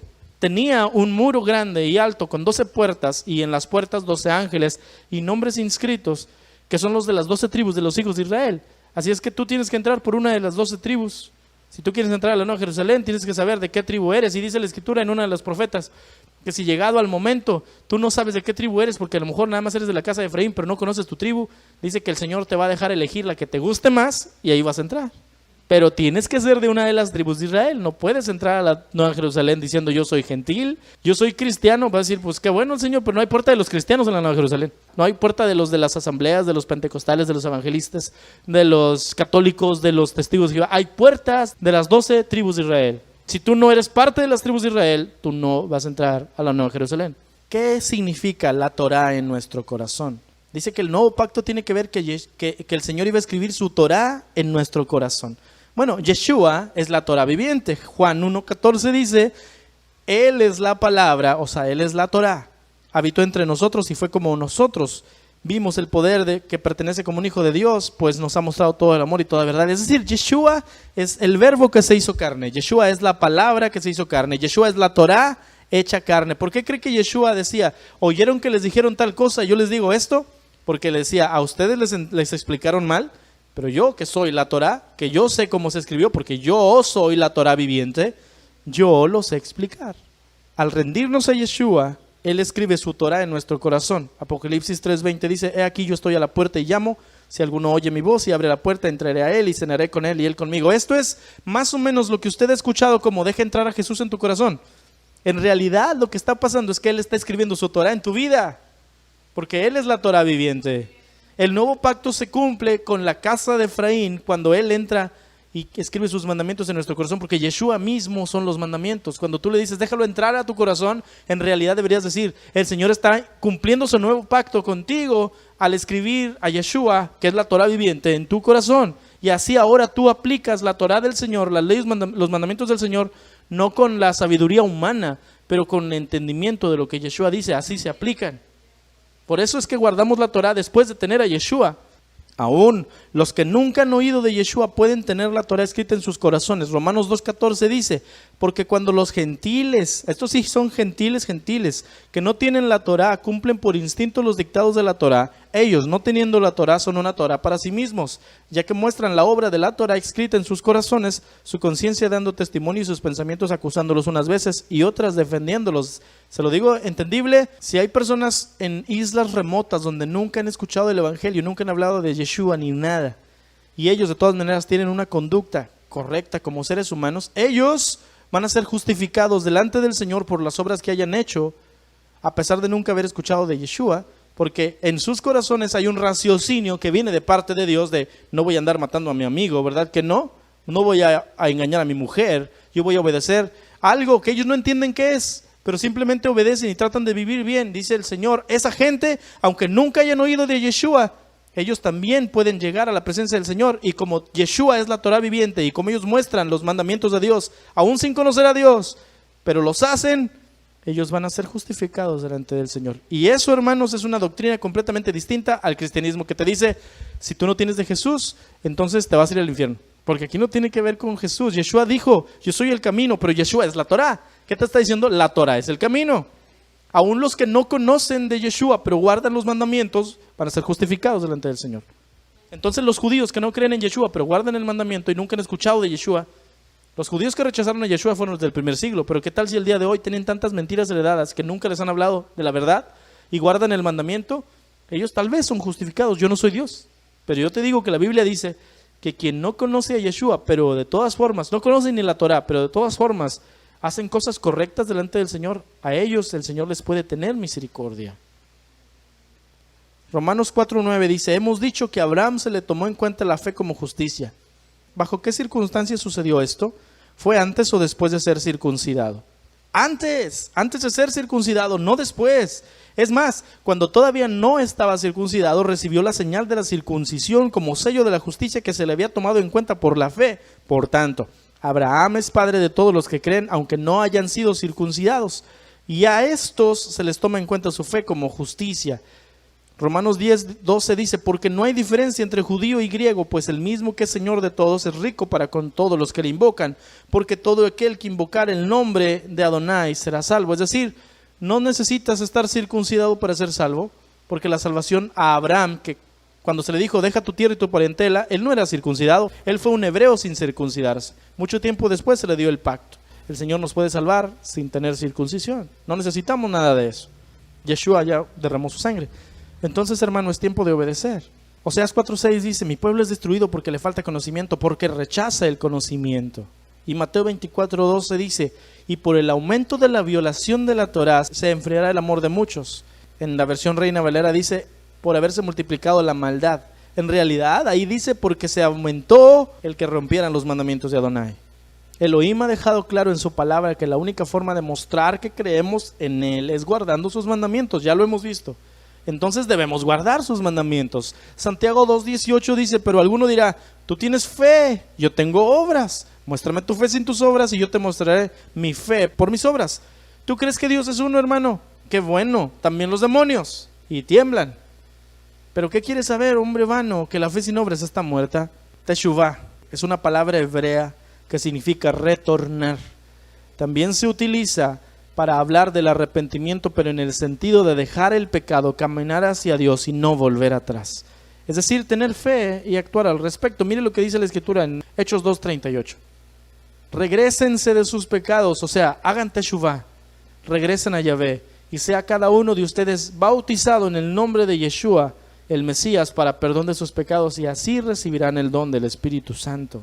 Pero guardar la Torá y hacer teshuvah, decir, ¿sabes qué? Yo entiendo todo esto, me arrepiento de mis pecados, yo ya no quiero seguir en esta banalidad de una doctrina cristiana hueca, yo quiero obedecer al Señor tal cual Él dice, yo hago teshuvah, yo dejo el pecado, yo dejo la mediocridad, yo dejo esta vida común, alay se va, y voy a guardar el mandamiento del Señor. La gente piensa, es que tratando de ganar tu salvación con obras. No, la Torá no tiene que ver con salvación, porque ya Yeshua te salvó, lo haces por agradecimiento. Ni siquiera los israelitas en Éxodo guardaron la Torá para ser salvos. La Torá fue dada 50 días después de salir de Egipto. Primero fueron salvos de Egipto y luego se les dio el mandamiento de cómo vivir. Es igual con los israelitas, o sea, nosotros en el día de hoy. Primero somos salvos y luego es que tenemos los mandamientos del Señor para vivir a través de ellos.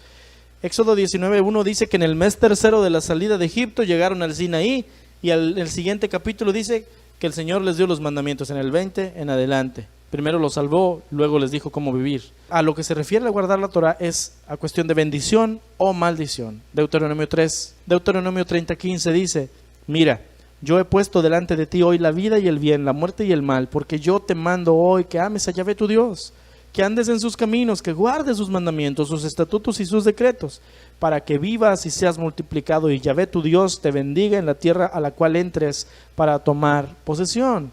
Si tú no quieres obedecer los mandamientos, vas a ser maldito, no vas a ser bendecido. La salvación ya la tienes, el Señor te puede haber salvado, pero si tú no quieres guardar los mandamientos, vas a ser maldito, vas a decir, ¿qué vida tan fea siendo creyente en el Señor? Sí, porque tienes mandamientos que no quieres obedecer. Por eso es entonces que al cristiano le va como le va. Es que muchas son las aflicciones del justo. Sí, las del justo, pero si tú no guardas los mandamientos, no tienes justicia. Es determinado justo el que guarda el mandamiento. Entonces, vamos a volver el misterio otra vez. Romanos 11:11 dice, han tropezado los de Israel, en este caso le agrego paréntesis para que vea cómo ahora, tras entender todo, tiene más sentido.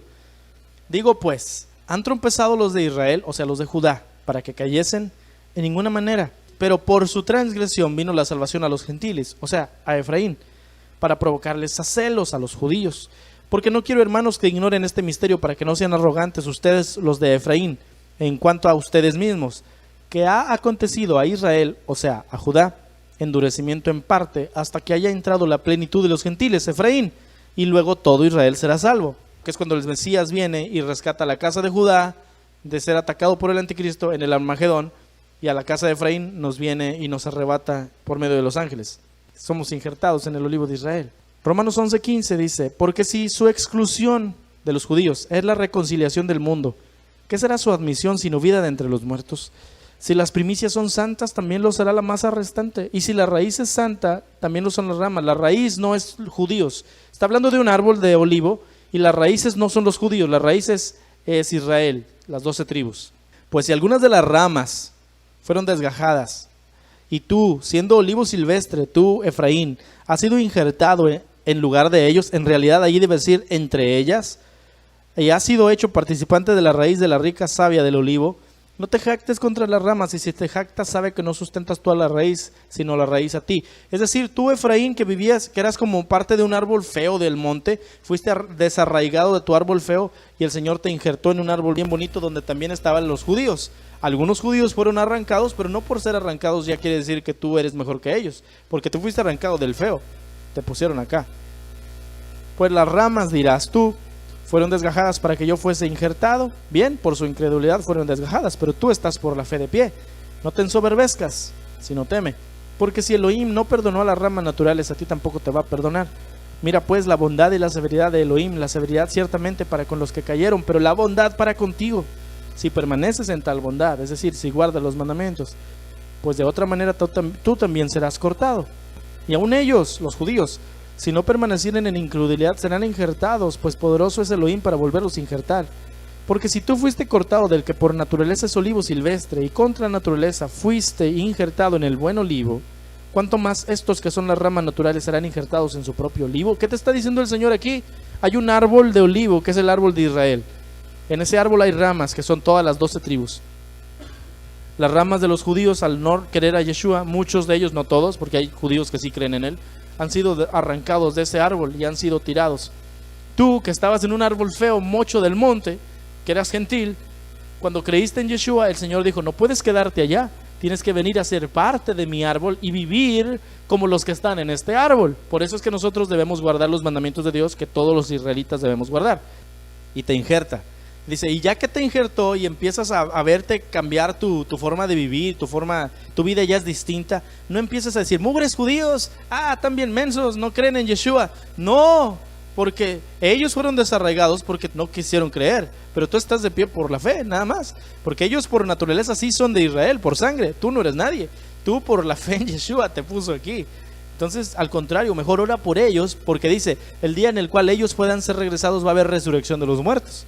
Tú quieres que el Señor venga, tú ora porque Judá venga a los pies del Señor, porque cuando Judá venga será la segunda venida y es cuando los muertos van a resucitar. Ora por la casa de Efraín, que todos los demás conozcan el mismo mensaje que tú, los cristianos, que somos gentiles, que conozcamos el mensaje de la restauración de la casa de Efraín. Pero ora por Judá, para que Judá deje el mugrero del judaísmo y vengan a Yeshua, porque cuando ellos vengan a Yeshua, el Señor volverá y entonces habrá el arrebatamiento. Así es que hay que orar por las dos casas. Por eso aquí oramos por la casa de Israel y por la casa de Judá. Entonces, ¿sabía esto? No sé si usted lo sabe, pero la historia del hijo pródigo no es la historia de dos muchachos. Yo soy el hijo pródigo. No, la historia del hijo pródigo es la historia de Efraín. Jeremías 31:8 dice, he aquí yo los traigo del país del norte y los reuniré de los confines de la tierra. Está hablando de la casa de Efraín. Entre ellos los ciegos, los cojos, la mujer embarazada y también la que está dando a luz. Una gran compañía volverá acá. Con llanto vendrán y entre súplicas los guiaré. Los haré andar junto a arroyos de aguas por camino derecho en el cual no tropezarán. Porque soy un padre para Israel y Efraín es mi primogénito. Escuchen naciones la palabra de Adonai, anuncien en las costas lejanas y digan, el que dispersó a Israel lo reunirá y lo guardará como un pastor a su rebaño. Y mire, Jeremías 31:18 dice, ciertamente he oído a Efraín lamentarse. Mire lo que dice Efraín y a lo mejor le va a recordar al hijo pródigo. Me has castigado y castigado fui como becerro indómito. Era un becerro que no quería ser apacible. Hazme volver para que sea restaurado, porque tú, Adonai, eres mi Dios. Porque después que me aparté, me arrepentí, y después que comprendí, me di golpes en el muslo, me avergoncé y me humillé, porque llevaba el oprobio de mi juventud. ¿Es como el hijo pródigo? Que dice, Señor, pequé contra el cielo y contra ti, no soy digno que me hagas tu hijo. Pero mire lo que dice el padre: ¿no es Efraín mi hijo amado? ¿No es un niño encantador? Pues siempre que hablo contra él lo recuerdo aún más, por eso mis entrañas se conmueven por él. Ciertamente voy a tener de Efraín misericordia, declara Adonai. Cada vez que Adonai castigaba a la casa de Efraín, él decía: pero un día lo voy a traer de regreso porque no deja de ser mío. A mí me duele, dice Yahvé, haberlos mandado, pero sé que los tengo que mandar porque solo a través de ellos voy a salvar a todos los gentiles. Él tuvo que lanzar a la casa de Efraín para que se hicieran como los gentiles, para que así solo por fe, aún los gentiles más horribles pudieran convertirse en ovejas. En conclusión, Juan 3:16 dice: de tal manera amó Elohim al mundo que ha dado a su Hijo unigénito para que todo aquel que en él cree no se pierda, sino que tenga vida eterna. ¿Verdad que sí? Y decimos: sí, yo creo en él y yo soy salvo. Pero 20 versículos después, en la misma conversación casi, Yeshua mismo dice en Juan 3:36: el que cree en el Hijo tiene la vida, pero el que desobedece al Hijo no verá la vida, sino que la ira de Elohim permanece sobre él. O sea, tú tienes vida eterna si crees en el Hijo. Pero si tras creer en el Hijo no obedeces sus mandamientos, la ira de Adonai va a venir contra ti. Dice: puedes creer todo lo que quieras, pero si desobedeces, ¿qué dijo? Si me amas, ¿qué vas a hacer? Guardarás mis mandamientos. Hemos quebrado los mandamientos de Adonai ya por bastante tiempo. Al que desobedece al Hijo, la ira del Padre está contra él. Al principio aprendimos que la fe viene por el oír, y el oír por la palabra de Dios. Eso significa que solo la Biblia es capaz de determinar quiénes abrirán sus oídos a la verdad. Solo las ovejas de Yeshua pueden oír su voz en medio de tantos engaños. Juan 10 dice: el que entra por la puerta, el pastor de las ovejas es. A este abre el portero y las ovejas oyen su voz, y a sus ovejas llama por nombre y las saca. Y cuando ha sacado fuera todas las propias, va delante de ellas, y las ovejas le siguen porque conocen su voz. Yo soy el buen pastor y conozco mis ovejas y las mías me conocen. Mis ovejas oyen mi voz y yo las conozco y me siguen. Entonces, hermano, este es el momento de ser hebreos, dejar nuestra comodidad y mediocridad e ir a la vida eterna que solo Yeshua puede dar al guardar su palabra. Juan 5:24 dice: el que oye mi palabra y cree al que me envió tiene vida eterna y no vendrá condenación, mas ha pasado, o sea, cruzado de muerte a vida. Las raíces hebreas de la fe en Yeshua no tienen nada que ver con el judaísmo. Estudiar raíces hebreas significa entender el fundamento de lo que nos hizo cruzar del pecado a la vida eterna. Y eso es lo que aquí predicamos, hermano. Yo no le vengo a usted a enseñar que usted se haga judío. A mí no me interesa que se haga judío. En el momento en el cual usted me salga con que los judíos esto y los judíos aquello, yo le voy a decir: sí, pero la Biblia dice esto. Si los judíos hacen algo que está en la Biblia, gloria al Señor. Pero si nuestra única referencia para hacer las cosas son los judíos, entonces nosotros no estaremos obedeciendo la palabra del Señor. Y así no funcionan las cosas. Estamos llamados a obedecer la Escritura, hermano. Esta es la única cosa que yo puedo decir. De aquí yo lavo mis manos, porque yo dije la palabra del Señor, y quien quiera oír, gloria al Señor. Porque quien quiere oír es una oveja. Quien no puede oír, quien escucha y no entiende, esa persona no es una oveja. Y si no es una oveja, yo no puedo convertirlo en una oveja. El único que puede es el Señor. Y el Señor lo hace a través de su palabra, y la palabra ya se habló. Entonces, hermano, si usted dice: yo no quiero seguir igual, yo quiero realmente ser un hebreo, entonces usted tiene que iniciar a vivir como un hebreo, guardando el mandamiento del Señor, yendo a la Biblia, examinando todo, reteniendo lo bueno, probando todos los espíritus a ver si son del Señor. No te guíes por lo que te digo yo, no te guíes por lo que te diga un pastor, guíate por lo que la Biblia te dice. Y si la Biblia no se confunde sola, y lo viste aquí, no hay una sola confusión en todo esto, está claro, clarísimo. Si la Biblia te da una respuesta que la iglesia no te da, aquí la que está mal es la iglesia. Si yo, Eliú de Manuel Díaz Álvarez, te digo algo que no está en la Biblia y te hago que hagas algo que no está en la Biblia, no lo hagas. Pero si la Biblia dice, obedece la Escritura. No importa que te puedan decir que te sales de una iglesia, que te vas a otra, no importa que te digan que tus hijos o tu esposo te están saliendo de la doctrina. No se están saliendo de ninguna doctrina, están yendo a la Biblia. Cuando Pablo dice en Gálatas: oh Gálatas insensatos, dice: ¿quién los vaciló para que se salieran y creyeran un evangelio diferente? Nada más con eso. Nosotros pensamos, hey, estos de que están estudiando las raíces ya se están yendo a un evangelio diferente. Pero no sé si usted estuvo poniendo atención, pero el que predicaba este evangelio era Pablo. Así es que cualquier otro evangelio que no sea este, es el evangelio diferente del cual Pablo habla. Si a usted le predicaron otro evangelio que no es esto, Pablo dice, eres un Gálata insensato. Entonces, cuidado cuando utilizamos la Biblia mal. Póngase de pie, por favor.